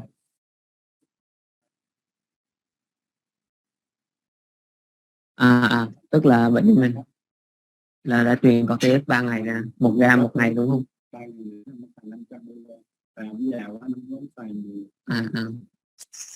Được 3 ngày đúng không? Is he diabetic by any chance? Có đái tháo đường không? Okay, sure. Sorry. What was the question? He already used steroid 500 mg per day for 3 days and the patient improved. Yeah, but steroids will make everybody improve, right? Yeah. It's okay. I'm not saying no, but I wouldn't personally use it. Because again, the data from America, for example, is very clear. That CIDP can be easily overdiagnosed. Because patients will have a bit of slowing here, a bit of slowing there, that's common. So you need to have very rigorous guidelines. So in other words, the message is only diagnose when it's very clear. Yes. When it's not sure, wait. Especially if the patient is not so disabled. I'm not talking about like the patient, like the POEM syndrome patient. That one is severely disabled. That one cannot wait. Yes. If the patient, like even our sensory, patients who are not so disabled like him can walk, mainly sensory complaints, attend to wait. Thì có một cái lưu ý của thầy là có rất là nhiều cái dữ liệu cho thấy rằng cái CIDP rất là dễ dàng để mà bị gọi là chẩn đoán quá. Vì vậy trên lâm sàng mình phải chắc chắn rằng CIDP thì mình mới xem xét những cái khả năng đấy. Còn có một cái lưu ý đó rằng là với những cái bệnh nhân mà nó bị tổn thương nhẹ như vậy thì theo ý kiến cá nhân của thầy là mình có thể chờ. Còn ví dụ như cái bệnh POEM lúc nãy ấy, cái bệnh nhân POEM lúc nãy bị thì mình không còn thời gian nữa. Because you have 5 nerves here, 3 are normal, 2 are abnormal, and we know that 5 nerves, only 1 abnormal. Is it? Peroneal nerve is only 1 abnormal. Peroneal, median, ulnar, tibial normal. Only peroneal is abnormal. And the ulnar, the sensory ulnar. No, that one is not counted. Okay, Yeah. okay. So only 1 nerve is abnormal, but the 3 nerves are normal. So with CIDP, how do you explain the 3 normal nerves? Thì rõ ràng là trên dù mình có đo dẫn truyền thì mình chỉ thấy một cái dây thần kinh bất thường là cái dây thần kinh mát thôi, mát sau thôi. Còn lại những cái ví dụ như là medial, dây thần kinh giữa này, dây thần kinh chày này, dây thần kinh trụ này thì nó bình thường, thì mình không, CRDP nó không giải thích được cái chuyện đấy. Thầy không có tính dây chạy trên lâm sàng, nó không, thầy khám cảm giác, ý là trên lâm sàng thầy khám cảm giác. Nhấn mạnh lại á, là thầy nói rồi, về mặt điện học nó phải tương ứng với mặt lâm sàng. Nếu lâm sàng chúng ta thấy nó không có mất cảm giác ấy, mà về mặt điện học nó lại mất ấy, thì chúng ta phải kiểm tra ngược lại mà nhận định lâm sàng. Còn nếu chúng ta thấy nó không có sự tương thích giữa lâm sàng và điện tử, chúng ta phải xem lại về mặt kỹ thuật là liệu rằng chúng ta đo đã đúng hay chưa. Lâm sàng thì chắc lại vậy chưa. Cái thứ hai, đối với CIDP á, thì thầy nói rồi, cái dữ liệu của Bộ Thần kinh Hoa Kỳ á, đã đưa ra là cái việc mà chẩn đoán hóa là có, và cái việc mà chúng ta đo đôi khi cứ chậm đôi khi gặp rất nhiều trường hợp, cho nên chúng ta phải tuân thủ chặt chẽ tiêu chuẩn của CIDP và chúng ta phải tuân thủ nghiêm ngặt cái việc đó. Còn trong những trường hợp này cá nhân thầy Yeah, this is not bad because đây là cái điều ở đây and then take the velocity from khi chúng ta đo dẫn truyền hay chúng ta việc cơ, chúng ta buộc phải chứng minh được có sự tương quan giữa lâm sàng và điện học. Nếu lâm sàng chúng ta không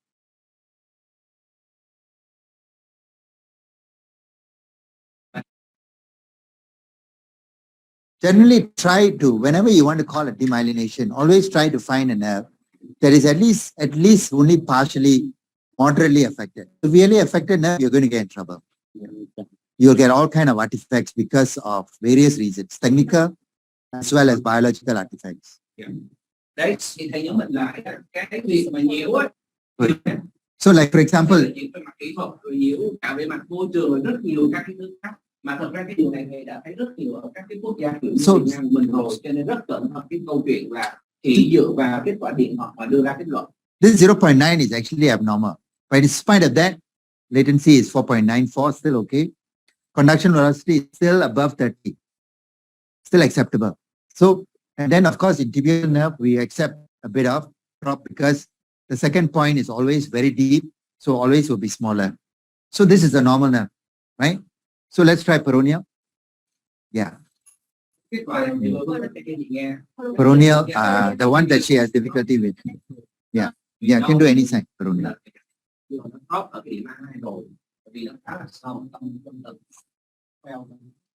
Peroneal, we'll do the EDP just to show that it's difficult. Then we'll go to tibialis anterior. You know, the peroneal muscle, almost always in an older patient, because the muscle is so small, to prevent all these complications, we go straight to the fat muscle, tibialis anterior. And I'll show you in a minute how you can see the difference.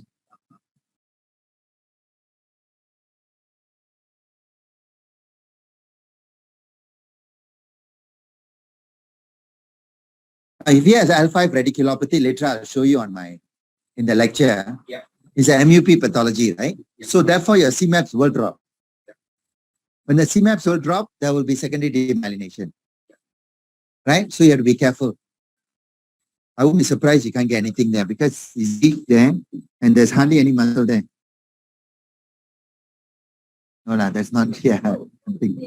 Yeah. And the point is simulation is wrong. Yeah. Yeah. Okay. Somewhere in the side. Can you hold it? Yeah. Okay, much better now, right? Okay.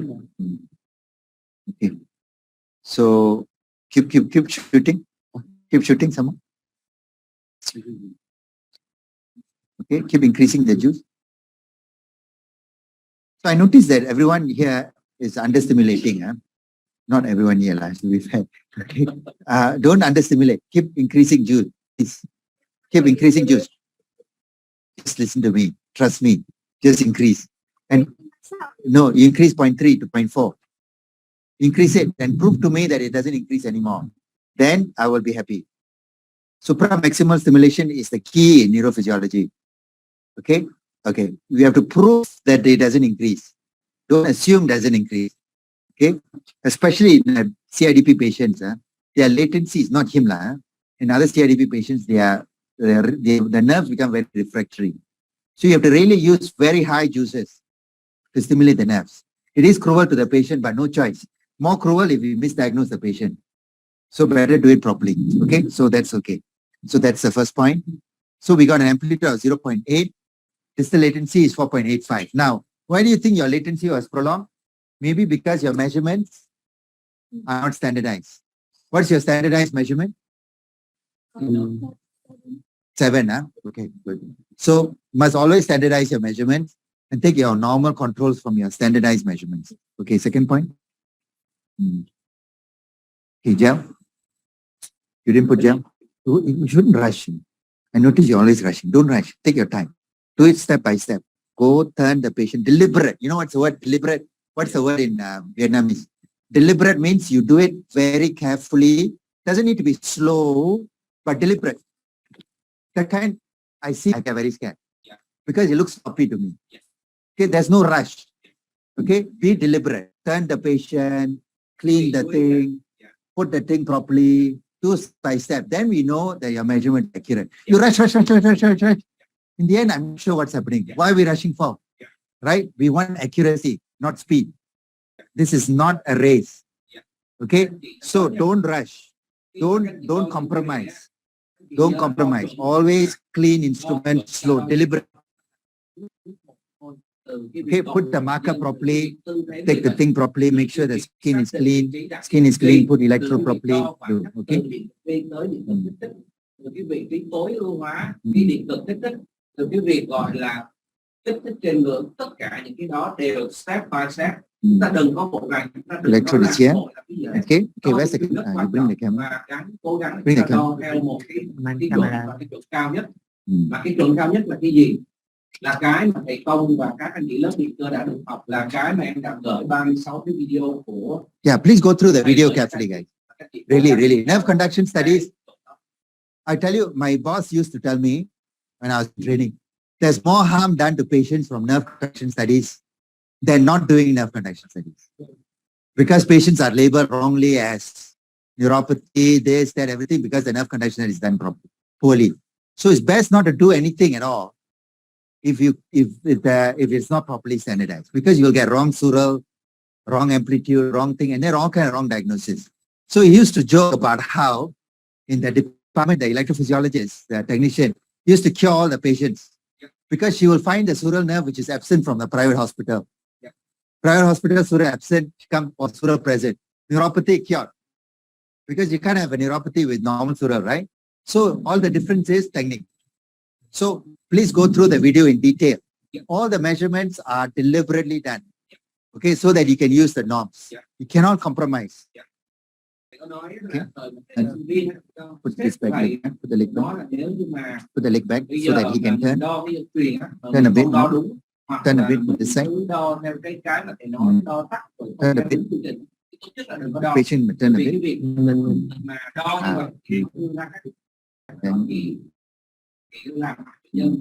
Cho nên cố gắng khi đo những điều chỉnh là phải đo đúng đạt chuẩn và đúng quy trình.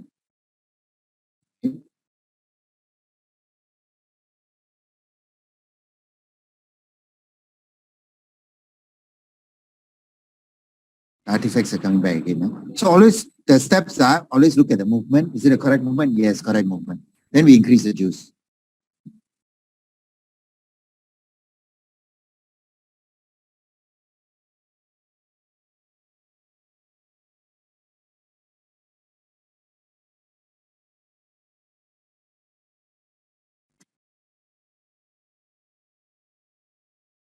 Okay, keep increasing. See how it's increasing every time you increase. Okay. Increase some more. How much, right? 1 millisecond. Can you shock one more time? Okay, good. So I had to go to 1 millisecond and not much of a block now, right? Okay, let's measure the velocity now. Mark the thing. Cho nên là bây giờ nếu mà anh chị quan sát thì luôn thì phải kích thích đạt trên ngưỡng tới 1 giây rồi 100 mA rồi mà không tích lên được thì cái đó mới gọi là tích lên được. So we had to go to 1 millisecond and then the Cmap went up. So maximal is really important. Cho nên là thầy nói đó, 1 mA và 100 mA không tăng lên So được. 28 meters per second. Now, the next thing is what is the temperature? Cho nên là đo trên ngưỡng rất quan trọng. Okay, and then also if you blow this up, I don't know whether the number 1 can be moved. Yeah. So you see, depending on how I feel, I can make this closer to 30 and make it normal also. Right? So that's why I'm thinking, when the amplitude is so small, going to be a lot of problems. Okay? Look for big nerves in the upper limbs. If it's true CIDP, you will see slowing everywhere. In fact, some patients where even the upper limbs are very badly affected, we go to the face and do a blink response. Because we want to find one with a big Cmap and we want to see slowing in big Cmap. Then we are convinced ourselves it's slowing. So here, I'm not so convinced. 29 meters per second can be easily, I can adjust, make it easily 30 if I want. But so I don't think it is. But let's go to the third point and see. Then after that, we stimulate from here. Okay, let's go to the third point now. Third point is here.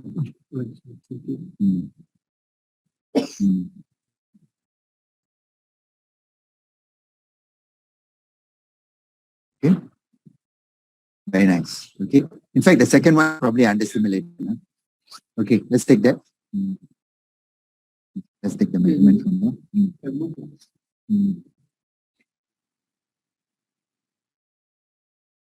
So the theory is because in EDB, the Cmap is so small, why don't we record from that tibialis anterior? So that's what we'll do now. 14. So I think it's okay. Okay, let's do the tibialis anterior. So tibialis anterior, the active point is here. Inactive is over across. And then the same point, 2 points. 1 point here and 1 point here. Same 2 points, but we record from a bigger fatter muscle because it's not so badly affected.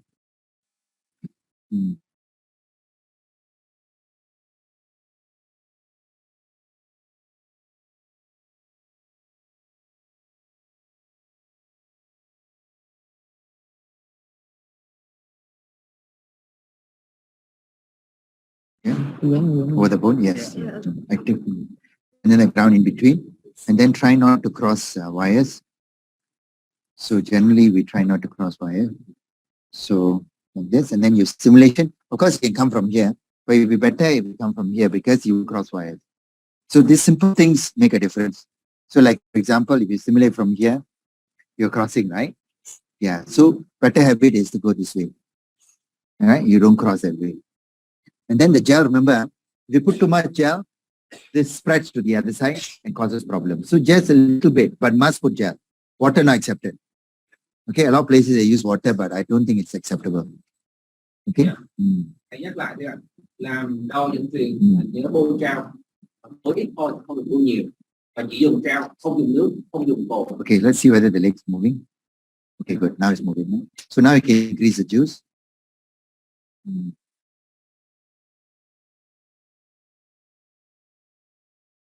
Increasing. The motor point problems. When you see something that doesn't look so nice, sometimes it's a motor point problem. Okay.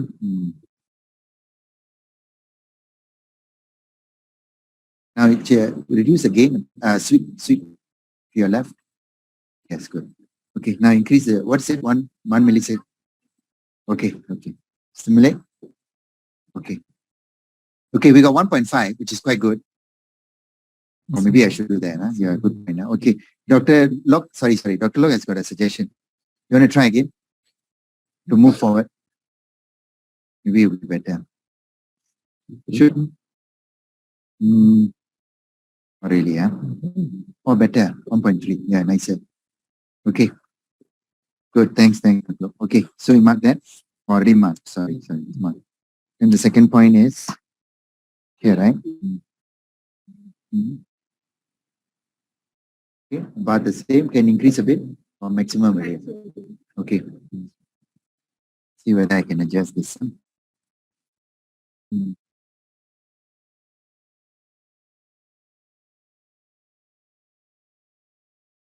Good. It's too much juice. No. Shoot. Okay, I think we can take that.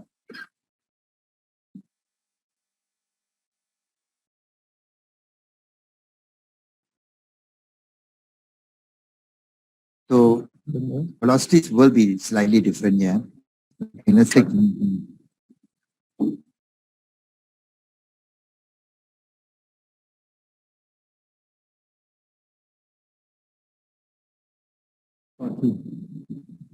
Maybe it's a bit slow because there is some, 38. Huh? Yeah.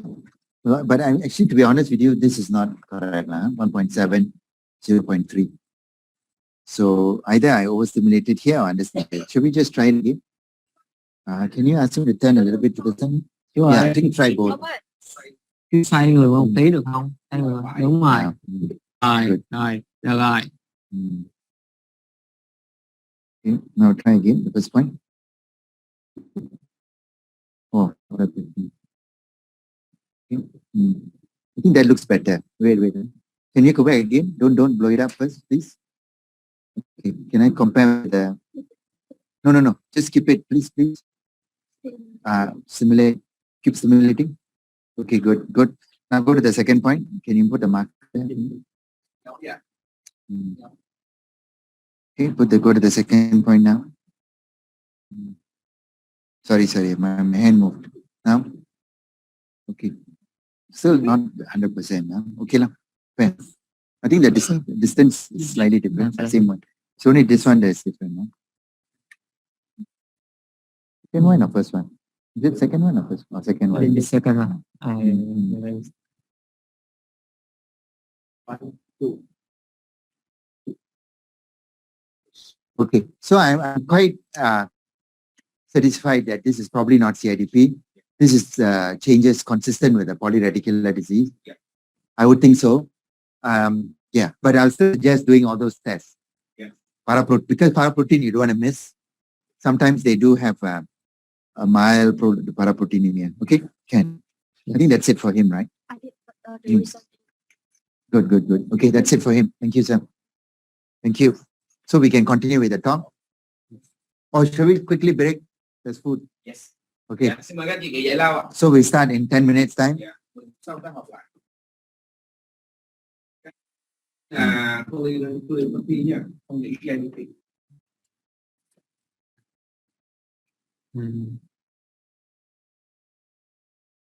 Qua đây. Hai người qua đây. Rồi. Không sao. Rồi, coi gối lên. Để chân xuống đi. Rồi. 1, 2. Dậy. Rồi. Yeah, just put it here first. Xe lăn ở ngoài kia, cái đi bộ ra.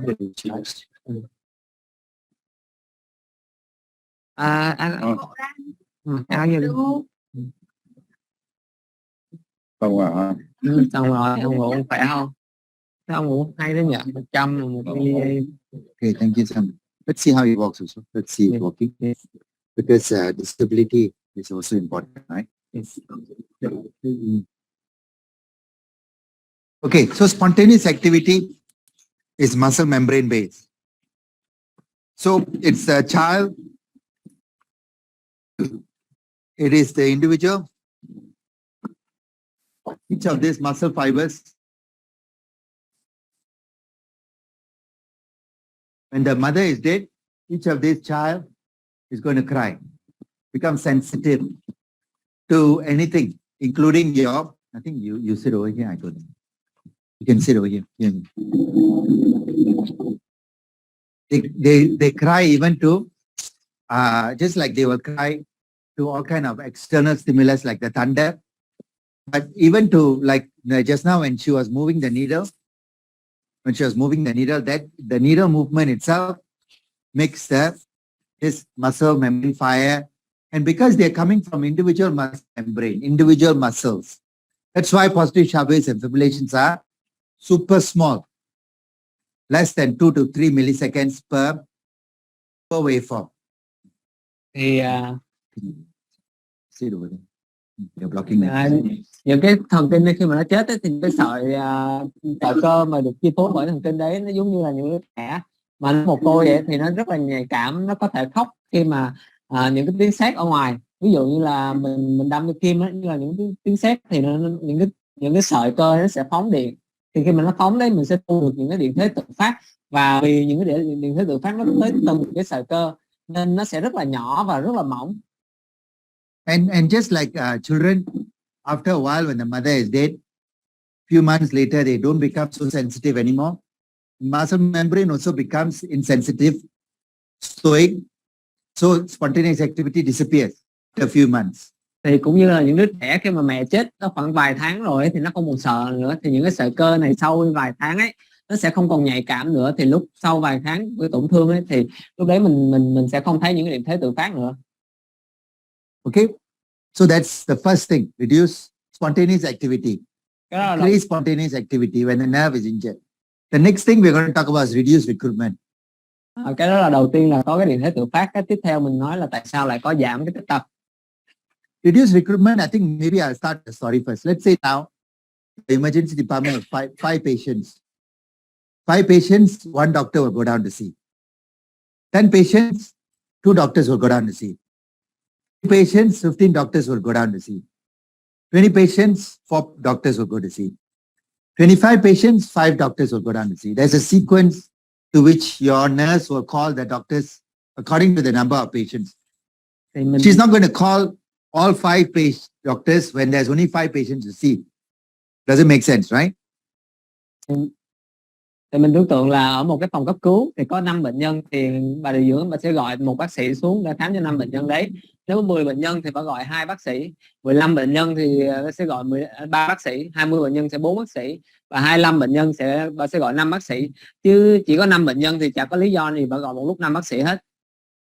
So, but let's say now in your department, instead of 5 doctors, 3 of them got COVID, there's only 2 doctors left. Thì mình tưởng tượng trong cái phòng cấp cứu ấy 5 bác sĩ thì có 3 ông bị Covid ở nhà rồi, chỉ còn có 2 ông đi làm thôi. So when there are 5 patients, the first doctor goes. Thì khi 5 bệnh nhân thì ông bác sĩ đầu tiên xuống. 10 patients, second doctor goes. 10 bệnh nhân thì ông bác sĩ thứ hai xuống. 15 patients, the nurse tries to call the third doctor, but he's at home on medical because of COVID. He's at home, cannot come. Thì 15 bệnh nhân thì bà điều dưỡng gọi nhưng mà vẫn chỉ có 2 thôi, ông kia ở nhà rồi. So the 2 doctors have to work harder to continue to see the 15 patients. Then now 20 patients come. Then she tries to call the third doctor, the fourth doctor, still not around. 25 patients come. She tries to call the fifth doctor, still not around.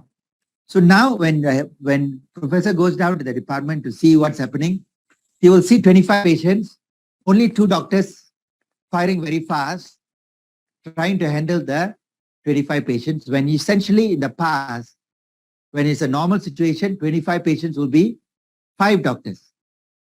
Thì mình tưởng tượng là ví dụ 15 bệnh nhân thì bà điều dưỡng sẽ gọi thêm bác sĩ, nhưng mà ông ở nhà rồi thì 2 ông bác sĩ đó phải làm việc rất là nhanh. Tới mức 20 bệnh nhân thì cũng chỉ có 2 ông đấy làm, và ông làm nhanh hơn tới 25 bệnh nhân thì cũng chỉ 2 ông đấy làm thôi. Thì lúc đấy mình tưởng tượng là khi mà một ông giáo sư ông xuống để ông kiểm tra cái phòng cấp cứu ấy, thì ông thấy 2 ông bác sĩ, chỉ có 2 ông bác sĩ làm, và 2 ông bác sĩ đó phải chạy rất là nhanh, chạy rất nhanh. So in the same way, motor units also got a sequence. The first one will fire 10, 5 hertz, then it goes to 10 hertz, and the second one will come.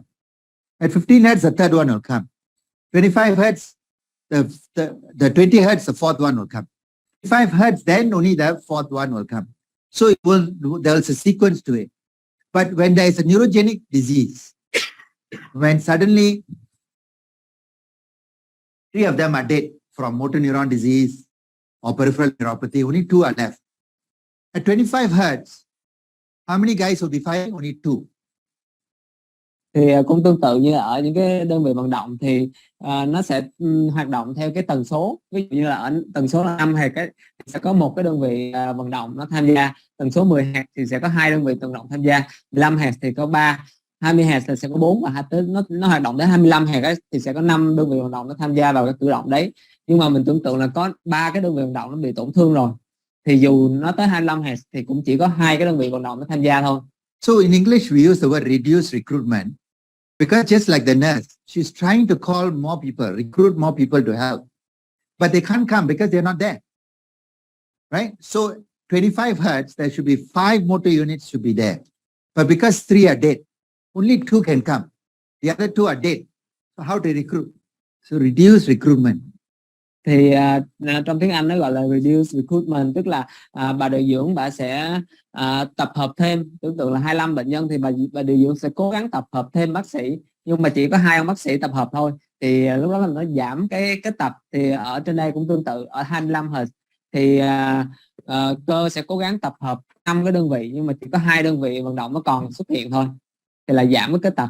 So the ratio that we taught you is a simplified formula to help you with this. Because in normal ratio, recruitment, okay, for example, in this particular situation, what is the frequency? What is the frequency of the fastest guy? 25 hertz. Thì how many units are firing? 5.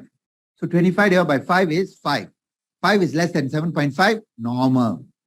Thì mình tính mình xem nó có giảm cái tập hay không bằng một cái tỷ số là tỷ số kích tập. Thì ví dụ như là ở đây bình thường là cái nhanh nhất là hoạt động ở 25 Hz và có 5 cái đơn vị vận động nó tham gia vào đấy, thì 25 chia 5 là 5, dưới 7.5 là bình thường. So here, instead of 25 divided by 5 is 25 divided by 2, 12.5. 12.5 is above 7.5, reduce recruitment, neurogenic.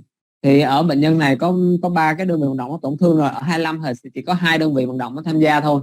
Thì 25 chia cho số đơn vị vận động tham gia là 2, thì là 25 chia 2 là 12.5, là trên 7.5, là giảm kết tập, là bệnh thần kinh. So it's very easy, right? The MUP analysis, spontaneous activity you can understand. It is the spontaneous crying of the orphans. We can understand reduced recruitment because there's less motor units now. So less guys there to contribute to the work. Finally, we come to why does the MUP change? Why does the shape of the MUP change? Thì mình đã đi 3 cái rồi. Cái đầu cũng rất là dễ hiểu thôi. Cái đầu tiên là do những cái đứa trẻ mà nó bị mồ côi nó khóc. Cái thứ hai là nó bị những cái đơn vị vận động nó chết dần dần, nên sẽ giảm cái khả năng mà tập hợp lại. Cái thứ ba ấy, là bây giờ mình sẽ đến là tại sao cái MUP, cái hình dạng của nó lại thay đổi. So remember, we said that the motor units, there are many of them around, right? Each of them are actually mothers with their own children. Okay? Mothers with their own children. Mình tưởng tượng là những cái gia đình ở gần nhau, mỗi gia đình đều có mẹ và có những cái con của những cái mẹ đấy. So in the neurogenic process, what happens? This mother dies, right? Thì ở trong cái bệnh thần kinh ấy, thì bà mẹ bà chết. So what happens? All these 5 children will start crying. 1, 2, 3, 4, 5, 6 children will start crying. Thì 6 cái đứa con sẽ bắt đầu khóc. So when he starts crying, what will this mother do? Thì bà mẹ ở cái bên ấy thì bà làm gì khi mà 6 đứa nó khóc? She's going to adopt the orphans. Bà sẽ nhận nuôi những cái đứa mồ côi đấy. So what will she do? She'll send a sprout like this and take over this one. Thì sẽ dẫn another sprout like this. And then another sprout like this. And then this mother will say, I will take this. I'll send a sprout like that, sprout like this, sprout like this. Thì bà sẽ dẫn những cái nhánh qua để nhận nuôi những đứa con của cái gia đình kế bên. So remember, before this happened, what was the family photograph like? Thì trước khi chuyện đấy xảy ra thì gia đình ấy nó sẽ có cái hình rất là đẹp ở dưới thầy đang vẽ. That was the original family photo, right? Original. But now it's got new children that has been adopted. New children who are adopted into the family. So what's going to happen to the family picture? Thì bây giờ có một vài đứa con nó được nhận nuôi, thì chuyện gì xảy ra với cái hình của gia đình đấy? Right? Because these muscle fibers will be added on, but because they are far away, okay, far away, they are going to be slower, okay, and they are not going to be synchronous with the original family. Because why far away? Because the sprout is further away, firstly. Secondly, it's thin, newly myelinated sprouts, right? So they are going to be thin. Thin means slower. So they will come into the original picture, but they will come later. So now the shape is firstly changed from original beautiful shape to polyphasic. Secondly, what has happened to the duration? From 15 milliseconds, it's become broader. So now you have a big polyphasic unit because of collateral innervation. That's the reason why in neuropathic changes there is change in morphology. Thì những đứa trẻ mà mới được nhận nuôi ấy, thì chuyện gì xảy ra? Thì khi mà mình chụp hình ấy, nó sẽ đứng xa, nó xuất hiện chậm hơn những cái đơn vị vận động cũ, vì những cái thứ nhất là nó ở xa, thứ hai là những cái nhánh mà nó dẫn tới ấy, những cái nhánh thần kinh nó rất là mỏng và nó mới được myelin hóa, nên cái bao myelin cũng nó mỏng, và bao myelin mỏng đồng nghĩa với nó chậm, nên nó sẽ xuất hiện chậm ở phía sau, và khi xuất hiện chậm phía sau thì chuyện xảy ra thì nó sẽ không có đều, nó đa pha, và cái đơn vị vận động nó bị rộng ra. Actually, that's all there is to it. Three things only: spontaneous activity, recruitment pattern change, and morphology change. All can be explained if you understand basic motor unit physiology. Thì cái đó ba cái chuyện xảy ra đấy là điện thế tự phát, nó giảm cái tập và thay đổi cái hình dạng của MOP, thì mình đều có thể hiểu được và mình giải thích được nếu mà mình hiểu về cái cơ bản. So now we are going to talk about myopathic changes, like we saw in the patient this morning, right? Bây giờ mình sẽ nói những cái thay đổi ở trong bệnh cơ. Myopathic process, the mother is fine. It is what? The child that dies. Thì trong cái bệnh cơ ấy, thì bà mẹ This thì child is dead. ổn, nhưng mà This đứa trẻ child nó is dead. chết. This child is dead. This child is dead. This child is dead. Randomly, right? Not all the children will die together. Okay? So what do you think is going to happen? First thing, spontaneous activity. Thì chuyện gì xảy ra với khi mà những đứa trẻ đấy nó bị tổn thương? Because the death is not immediate. Not every one of them will be killed immediately. Many of them will be partially dead, partially injured. When they are partially injured, they're going to be irritable. Thì những đứa trẻ nó không có chết liền, mà nó sẽ chết từ từ và nó bị tổn thương từ từ. Thì với những đứa trẻ nó mới bị tổn thương, nó chưa chết hoàn toàn ấy, thì nó sẽ rất là nhạy cảm. And the partial injury is like this. If this is a muscle fiber, and the connection of the mother is here, right? And then there is this, let's say this is myositis or dystrophy, anything that destroys the muscle. The process cuts off the muscle like this, cuts the muscle into two. Okay, this is often lymphocytes, macrophages in myositis. In dystrophy, it is the muscle membrane tearing. Okay, so when that happens, this particular muscle membrane is denervated from the neuromuscular junction, correct? Because the nerve is connected here. So when you come in with a needle and record from here, you're actually recording a muscle membrane that looks like it is denervated, as in a neurogenic process. So that's why you're not surprised that in irritable myopathies, which are necrotic or dystrophic diseases, when the muscle membrane is disrupted, you get the same spontaneous activity that you get in denervation, which is positive shock waves and fibrillations. Thì tại sao nó lại có cái sóng đoạn dương và rung bẹt sợi cơ? Thì mình tưởng tượng là khi mà một cái tổn thương mà nó tổn thương lên cái màng của sợi cơ, ví dụ như trong những cái bệnh như là lạng dưỡng hoặc là cái bệnh cơ hoại tử ấy, thì sẽ có những cái phần của cái tổn thương của cái màng cơ nó bị tách khỏi cái tiếp hợp thần cơ, do cái màng cơ nó bị tổn thương. Thì nó giống như là cái quá trình mất phân bố thần kinh của cái màng cơ đấy. Thì mà đó là cái lý do mà ở những cái bệnh cơ gọi là irritable myopathy ấy, là những cái bệnh cơ mà cái màng tế bào nó bị tổn thương ấy, thì mình sẽ thấy được những cái điện thế tự phát, nó giống như ở trong cái quá trình mất phân bố thần kinh, là cái sóng nhọn dương và cái rung giật sợi cơ. But if you have a disease like thyroid disease, hyperthyroidism, hypothyroidism, steroid myopathy, mitochondrial myopathy, there's nothing wrong with the muscle membrane. Thì ở The trong pathology is inside the muscle. So the muscle membrane is not disturbed. So CKs are often not so high not high at all in this patient. Then when you record, of course there will be no spontaneous activity. So we call this the non-irritable myopathies. Thì ở trong một số cái bệnh cơ, ví dụ bệnh cơ của tăng hoặc là cường giáp này, bệnh cơ của cái bệnh cơ ti thể, thì cái màng tế bào nó không bị tổn thương gì hết. Thì lúc đấy mình sẽ khi mình ghi mình sẽ không có, thứ nhất là CK nó không tăng, thứ hai là sẽ không có điện thế tự phát. Thì ở cái bệnh cơ đấy gọi là non-irritable myopathy. Okay, then we come to the next thing, which is change in recruitment pattern. Earlier on, we had reduced recruitment for neuropathy. Now you have early recruitment. Thì Why early recruitment? bây giờ mình sẽ đến cái thay đổi cái kết tập ở cái thần kinh là giảm kết tập, còn cái bệnh cơ là kết tập sớm. Very simple. If let this thing is very light, right? So you and I can carry this, no problem. But let's say a lot of these men in this room have got some problem. They are all sick. Then two of us cannot carry. So what will happen? There'll be like 7 or 8 men coming to carry, even though there is very little to carry, right? So that's what happens in myopathic process, because each of these motor units have been weakened because the constituent children have died. So each one of them can only exert so much. So even though the amount of effort is less, everybody has to come because everybody is weak.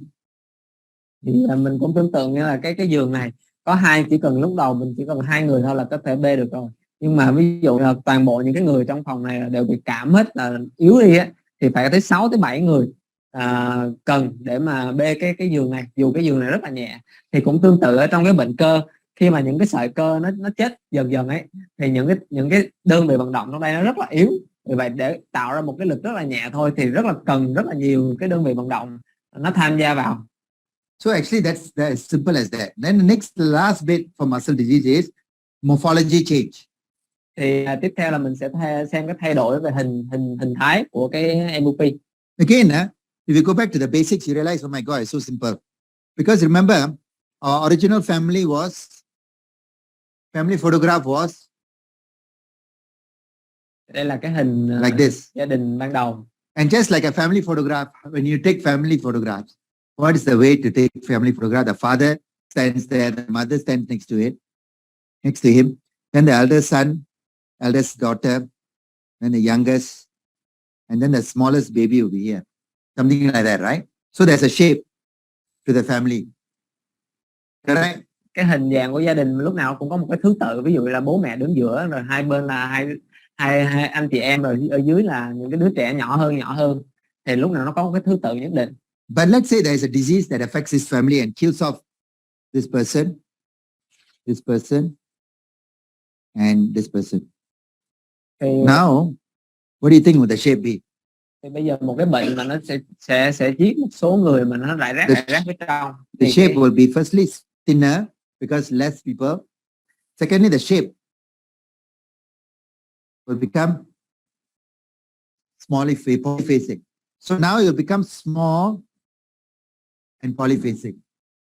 Thì right? Just now it's big and polyphasic for neuropathic because of additional children coming in. Now suddenly missing children at random causes the shape to be lost, and also the family becomes super thin. So thin, small, and polyphasic. So that's what you saw this morning. Small, thin, polyphasic. Thì vì nó chết rải rác như vậy nên nó sẽ, thứ nhất là nó sẽ hẹp lại, thứ hai là nó sẽ đa pha, do nó chết một cách rất là rải rác, rất là ngẫu nhiên, nên cái đơn vị vận động ở trong cái bệnh cơ là nó sẽ nhỏ, nó mỏng và nó đa pha. Actually, that's all there is to MUP analysis. Only 3 things happen, right? So, and once you understand physiology of MUP, all these 3 things can be worked out without needing to memorize anything. Thì đấy là những cái mà chỉ cần những cái rất là đơn giản mà cần nhớ để mà phân tích cái MUP thôi. Chỉ có 3 thứ thôi. Now that you have understood all these very basic things, I just give you a little bit more a bit more advanced knowledge. Now, spontaneous activity, we talked about fifth sensory waves. Thì đây là một số cái kiến thức mà thầy muốn bonus thêm sau khi mà đã hiểu cái cơ bản rồi. And they are muscle membrane based, and they are due to injury, denervation of the nerve.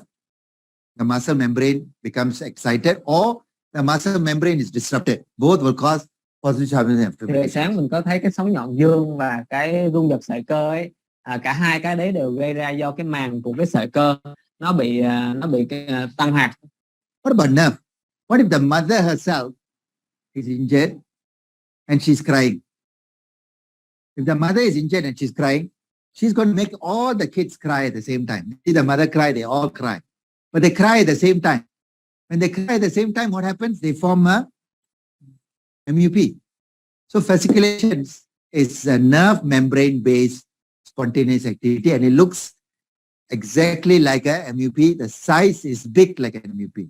While fibrillations, the positive sharp waves, are individual muscle fibers, so they are small and thin, okay, because they're coming from muscle membrane, while fasciculations coming from nerve membrane, so therefore they are big and look exactly like MUPs.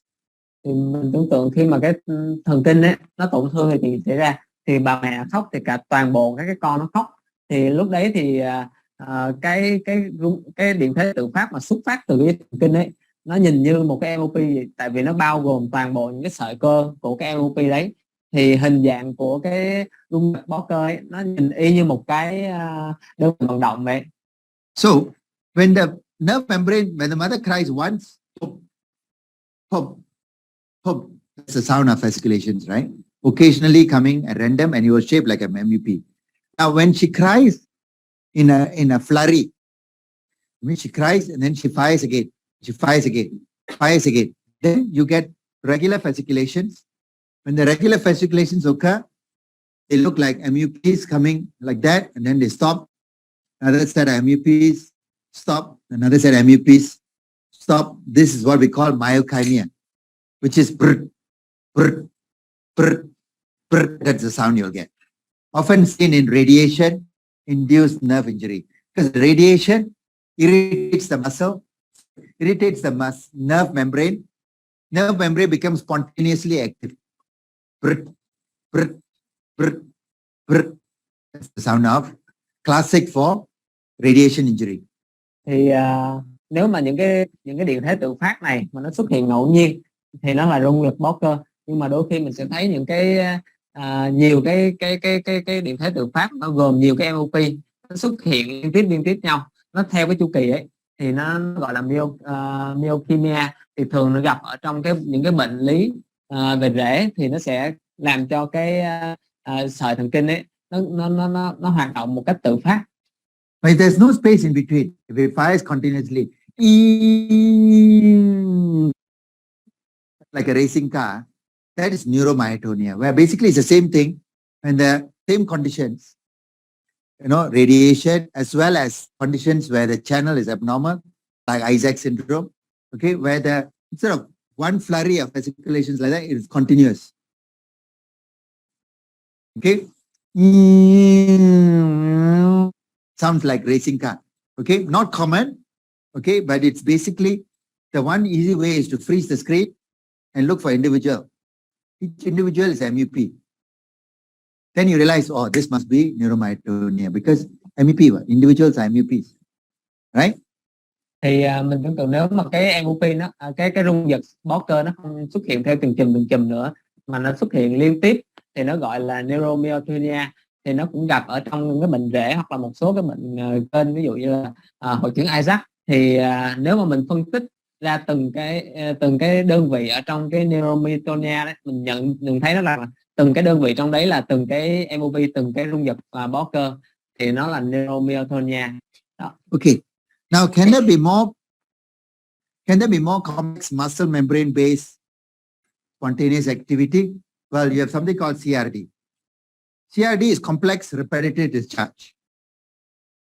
Comparative repetitive discharge is very simple to understand. Okay, remember the children, they are like this, right?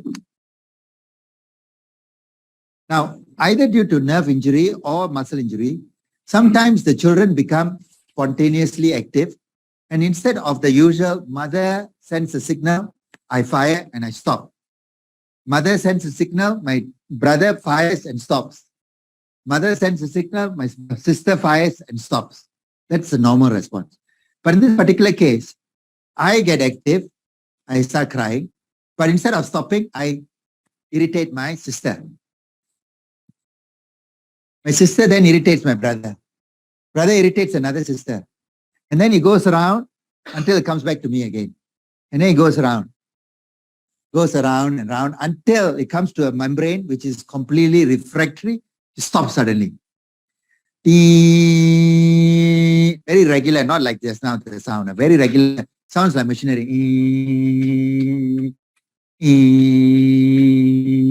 sort of sound. Sounds like machine.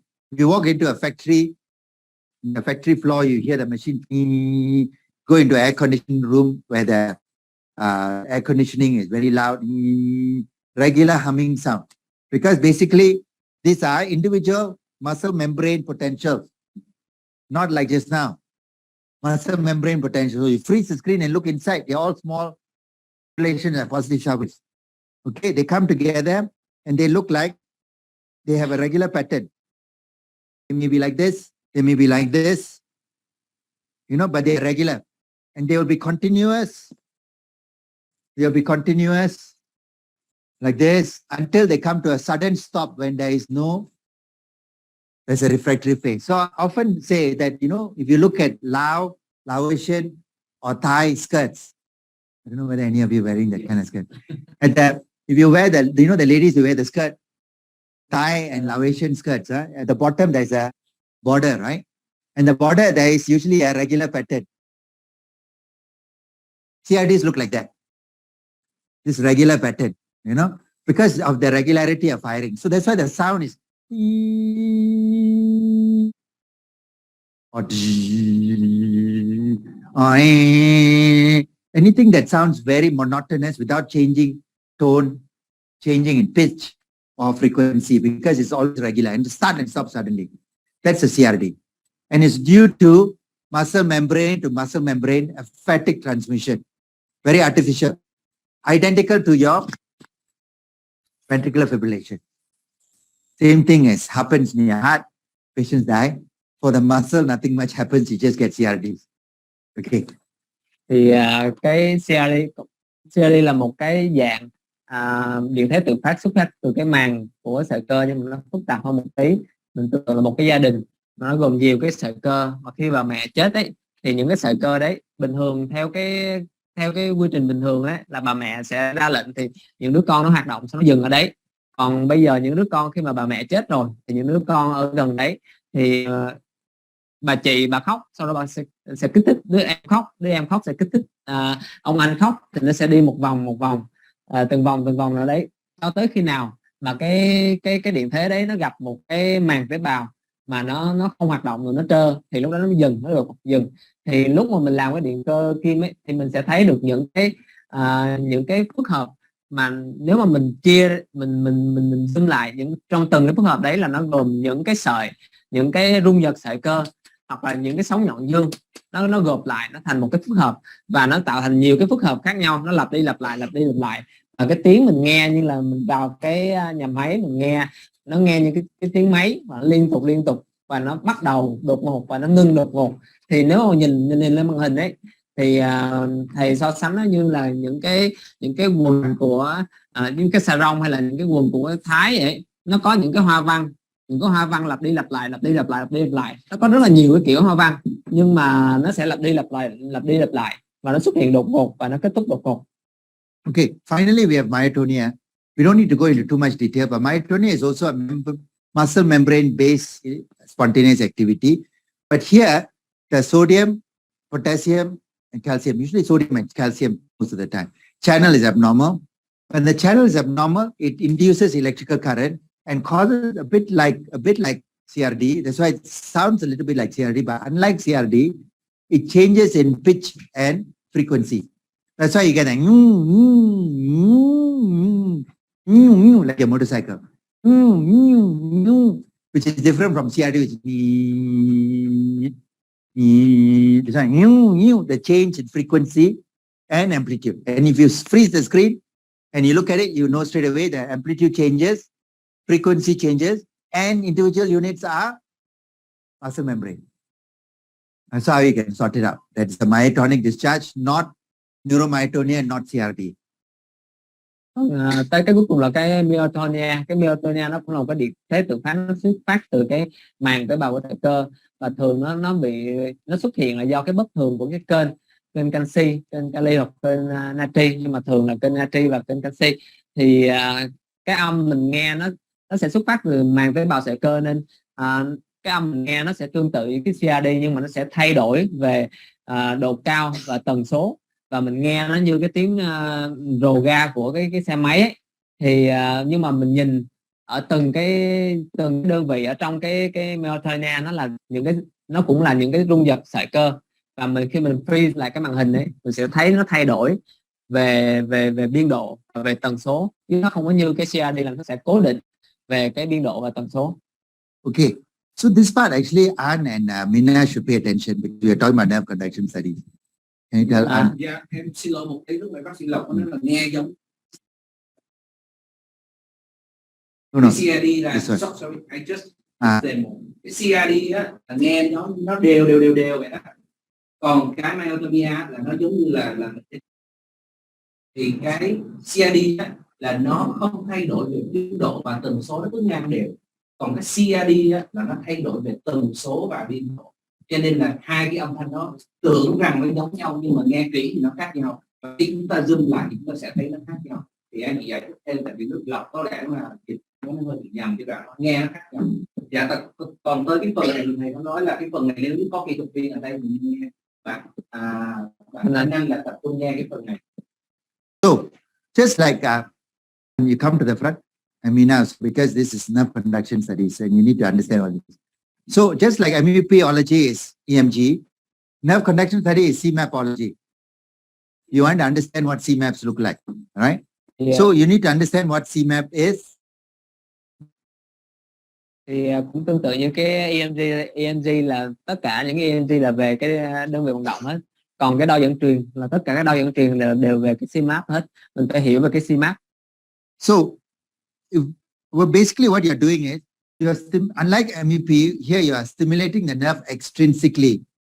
Thì nó khác với lại cái MOP. Mình ở đây là mình kích thích cái thần kinh bằng một cái kích thích từ phía ngoài. Stimulating the nerve extrinsically, and thousands of nerve mothers are going to get stimulated. The currents are going to go down, and thousands of muscle fibers will get activated. So there are thousands of MEPs being created artificially by our electric current. These MEPs are then captured on the skin, okay?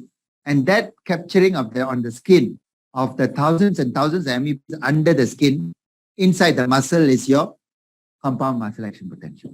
Thì lúc mà mình kích hoạt cái sợi thần kinh từ phía ngoài như vậy, hàng ngàn cái sợi thần kinh nó sẽ bị kích hoạt cùng một lúc, và nó sẽ dẫn tới cái sợi cơ, và hàng ngàn cái sợi cơ nó kích hoạt cùng một lúc. Thì tức là hàng ngàn cái đơn vị vận động nó kích hoạt cùng một lúc, và mình ghi lại những cái MOP đấy từ một cái điện cực gắn ở ngoài da, thì mình ghi lại được, thì nó là cái CMAP. So just like all the individual muscle fiber potentials make up the MUP, many MUPs make up the CMAP. Thì rất nhiều những cái điện thế của từng cái sợi cơ nó làm thành cái MOP, và rất nhiều cái MOP nó làm thành cái CMAP. So I think you all can read the left definition. But basically the CMAP therefore is made up of MUPs. The fast MUP, just like the muscle fibers I said, the fast MUPs are here, the slow MUPs are here, but the majority MUPs are here. And because the majority are in the center, the negative wave will climb on top of each other, and therefore the maximum amplitude is right in the center. Thì cũng tùy cái MOP thôi. Thì cái MOP mà xuất hiện nhanh ấy, thì nó sẽ xuất hiện đầu của CMAP. Cái MOP mà xuất hiện chậm thì nó sẽ xuất hiện sau cái CMAP, ở phía sau cái CMAP. Còn đa số thì nó sẽ xuất hiện ở phía giữa, và nó chồng lên nhau, nó thành cái biên độ, thành cái đỉnh. Okay, so the next part is also important. Maybe you can just translate and I take a break. Thì cái này là cũng là một cái quan trọng, thì mọi người có thể đọc và hiểu. Thì một số cái đơn vị vận động thì nó xuất hiện nhanh, và nó xuất hiện ở cái phần đầu của cái CMAP. Khi mà từ cái điểm kích thích, từ cái điểm nhiễu của cái kích thích cho tới cái điểm đầu tiên của cái hoạt động điện của cái CMAP ấy, thì nó gọi là thời gian tìm vận động. Những cái đơn vị vận động khác mà nó xuất hiện chậm hơn, và nó ở cuối của nó sẽ xuất hiện ở cuối của cái CMAP, cái điểm giữa cái điểm giữa của sự bắt đầu thay đổi của cái CMAP, tức là thay đổi điện thế của CMAP. Và khi mà nó quay trở về cái baseline ấy, thì giữa hai điểm đấy nó gọi là cái nó thể hiện cái sự thay đổi của những cái vận tốc của những cái đơn vị vận động phía trong của cái CMAP. Thì sự thay đổi đấy nó gọi là thời khoảng của CMAP. Thì hầu hết các cái đơn vị vận động nó xuất hiện ở xung quanh cái khoảng 50 percentile, ở cái khoảng trung vị, và sự chồng lên của những cái đỉnh thì nó sẽ tạo thành cái đỉnh đấy, sự chồng lên của những cái đơn vị vận động đấy sẽ tạo thành cái đỉnh của cái CMAP. Và cái điện thế của cái điện đấy nó sẽ hình thành lên cái amplitude của cái CMAP, cái biên độ của CMAP. So therefore the area and the amplitude is reflected by the number of MUPs. Thì cái amplitude nó sẽ hình thành bởi số lượng cái MUP. Distal latency is reflected by the speed of the fastest MUPs. Cái latency, cái thời gian tìm vận động nó sẽ quyết định bởi cái sợi nhanh nhất, cái MUP nhanh nhất. And the spread between the fastest and the slowest MUPs make up the duration. Thì cái sự giãn ra của cái sự khoảng cách giữa cái sợi nhanh nhất và cái sợi chậm nhất nó sẽ hình thành cái duration, cái thời khoảng. If you understand this slide, then everything else, just like MUP analysis, becomes very easy. Nothing at all to explain. Everything becomes super easy if you understand this. Thì nếu mà mình hiểu cái này ấy, thì mọi thứ còn lại của nó rất là đơn giản, không có cần phải giải thích nhiều. So, what causes the amplitude to drop? Anything that affects MUP pathology. Thì, muscle disease, nerve disease, neuromuscular junction disease that causes block. Anything that affects the MUP size will eventually affect the CMAP size, because the MUP is the constituent, correct? So if this is made up of multiple small threads, each of the thread is damaged and small, of course the cloth will be easy to tear. So the same way, whatever pathology affects the MUP size will affect the CMAP size. Thì vì cái CMAP nó hình thành bởi rất là nhiều cái MUP, nên bất kỳ một cái bệnh lý nào mà nó ảnh hưởng lên cái MUP nó đều ảnh hưởng lên cái CMAP, dù là bệnh thần kinh hay là bệnh cơ.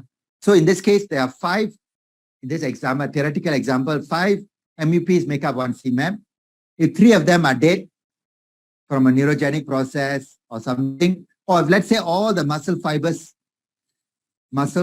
of this all dead, only the 2 remaining ones, of course the CMAP amplitude and area will drop. Tưởng tượng là có 5 because only 2 guys are contributing. Thì cái 5 cái đơn vị vận động ban đầu thì bây giờ chỉ còn có 2 thôi, thì tất nhiên là cái CMAP tổng hợp lại thì cái CMAP nó sẽ giảm. Okay, so any MUP pathology can affect the CMAP size. But what about myelin pathology? Can it affect CMAP size? Thì những cái bệnh về sợi trục thì nó có thể ảnh hưởng đến cái CMAP, nhưng mà những cái bệnh tổn thương myelin thì nó có ảnh hưởng tới cái CMAP hay không? Well, actually it shouldn't, because if everything is slowed the same way, like this particular case, this was original, then after slowing happened, but all of them slowed the same amount. Every nerve was slowed by 10%. Then they all moved together. Okay, and they moved to the left, but the CMAP size area doesn't change. Thì trên lý thuyết thì không, nếu mà mọi thứ nó đều chậm ở cùng một cái mức độ, thì cái CMAP nó chỉ tịnh tiến sang bên phải thôi, nên nó sẽ tịnh tiến thôi, còn cái kích thước của nó về biên độ, về cái diện tích dưới đường cong thì nó như nhau. But then we know that most myelin diseases are not like that. Guillain-Barré syndrome, CIDP, all these are non-uniform slowing disorders. I mean, some nerves will be affected by 5%, some affects some 50%, some affected by 70%, some affected 100%, some not affected at all. So this is non-uniform disease. Thì tuy nhiên trên thực tế thì những cái bệnh lý mà tổn thương myelin ấy thì hầu hết nó tổn thương không có đều. Một số sợi thì bị 5%, một số sợi thì bị 10%, một số sợi 20%, một số sợi thì nó không bị ảnh hưởng gì hết. So depending on how much they are slowed, the MUPs will get pushed to different parts of the curve. So the one that is decreased by 50% will suddenly go to this part.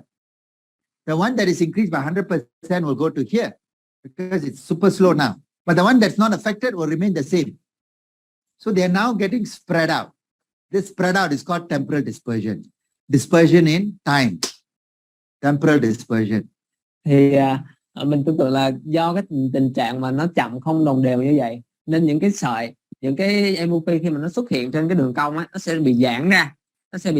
Những cái sợi nhanh thì xuất hiện, bị ảnh hưởng ít thì xuất hiện sớm, còn những cái sợi mà bị ảnh hưởng nhiều thì xuất hiện sau. Thì khi mà nó giãn như vậy thì cái biên độ của nó cũng giảm theo, và nó gọi là phát tán theo thời gian.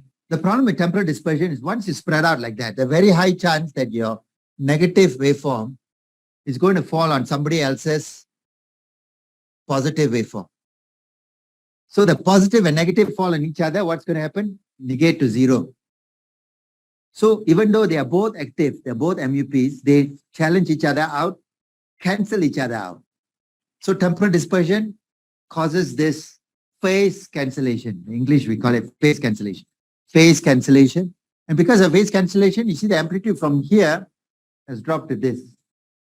Một cái giải thích là tại sao mà cái biên độ nó lại giảm, là mình tưởng tượng là cái MOP nó có cái pha dương và cái pha âm, thì khi mà nó giãn ra như vậy ấy, thì cái khả năng giữa những cái MOP mà cái pha dương pha âm nó chồng lên nhau, nó triệt tiêu lẫn nhau, là nó sẽ cái tỷ lệ nó sẽ tăng lên. Nên khi mà nó xuất hiện cái phát tán tới thời gian như vậy thì nó sẽ triệt tiêu những cái pha với nhau, và cái biên độ nó sẽ giảm xuống. And like I said, yes, the very first slide, the duration is reflected by that variation between the slowest and the fastest fibers. So this is the variation, but now the slowest, the fastest is here, slowest is here, much further. So now they are spread out. So duration has also tremendously increased. Thì như đã nói ban đầu ấy, thì cái thời khoảng nó sẽ quyết định bằng cái sợi nhanh nhất và cái sợi chậm nhất. Khi mà nó xuất hiện cái tổn thương myelin ấy, thì cái sợi nhanh nhất và cái sợi chậm nhất nó sẽ xa ra, và cái thời khoảng nó sẽ rộng ra. So this drop in amplitude is due to temporal dispersion and phase cancellation, because you can see that the duration has doubled. Okay. Once the increase of duration, you know straight away this is due to demyelinating. This drop in amplitude is not due to MUP pathology. This is due to demyelination causing phase cancellation. How will you know that? Because you've seen that the duration from here has gone to here. Thì khi mà mình thấy cái phát tán theo thời gian ấy, tức là cái sự giảm của cái thời khoảng nó tăng, và cái sự giảm của cái biên độ nó do cái phát tán thời gian và cái phase cancel, tức là cái sự triệt tiêu pha của nhau. The other thing about temporal dispersion is that the amplitude keeps dropping further and further and further. The more longer and longer you measure the distance. Over longer the distance you measure, the more the temporal dispersion occurs. You can see here, the amplitude originally was here. It became like this amplitude. But then the same nerve, when stimulated in a more over a longer nerve distribution, longer distance, suddenly becomes even shorter, because the distance is even being prolonged. So temporal dispersion gets worse the longer the distance that you measure over. Thì có một cái đặc tính khác của cái phát tán thời gian là cái phát tán thời gian nó sẽ nặng lên khi mà mình đo cái khoảng cách nó càng dài. Ví dụ như mình đo ở càng ngọn kia thì cái phát tán chỗ S1 nó sẽ đỡ hơn, còn cái chỗ S2 khi mình đo dài ra thì cái phát tán thời gian nó sẽ nặng lên. And more the temporal dispersion, the more the amplitude drop. Thì khi mà cái phát tán theo thời gian nó càng nặng ấy, thì cái biên độ nó sẽ càng giảm. And this phenomenon is what I'm describing here. If I want to know if professor wants to know who's the fastest runner in this class, who's number 2, number 3, number 4, number 5, number 6, number 7, number 8, number 9, all the way to the last one. If he takes you to the corridor outside and runs, you will see number 1 and number 10, the last. But in between, everybody will be still very crowded. But if you really want to spread them out, you take them out to the field, make them run 1 kilometer. At the end of 1 kilometer, you will see the fastest runner, second runner, and there will be a lot of space in between. That's exactly what's happening here. Temporal dispersion. The longer you measure the distance, the more the obvious the velocity difference between individual MUP becomes. Thì cũng tương tự như là trong một cái lớp học mà ông thầy ông muốn biết ai chạy nhanh hơn ấy, thì ông cho cho học sinh ra chạy, mà ví dụ ở một cái quãng đường rất là ngắn, ví dụ trong lớp đi, thì khi mà 10 ông chạy thì cái ông nhanh nhất và cái ông chậm nhất nó có khoảng cách nhưng mà nó rất là sát nhau. Nhưng mà khi mà mình đưa ra ngoài đường mình cho chạy khoảng vài cây số ấy, thì lúc đấy những cái khoảng cách của những cái học sinh đấy từ ông nhanh nhất và cái ông chậm nhất sẽ rất là xa nhau, và giữa các học sinh nó sẽ có những cái khoảng cách thì cũng tương tự. Thì mình đo ở cái khoảng cách càng dài thì mình sẽ thấy cái phát tán theo thời gian nó càng xuất hiện rõ hơn.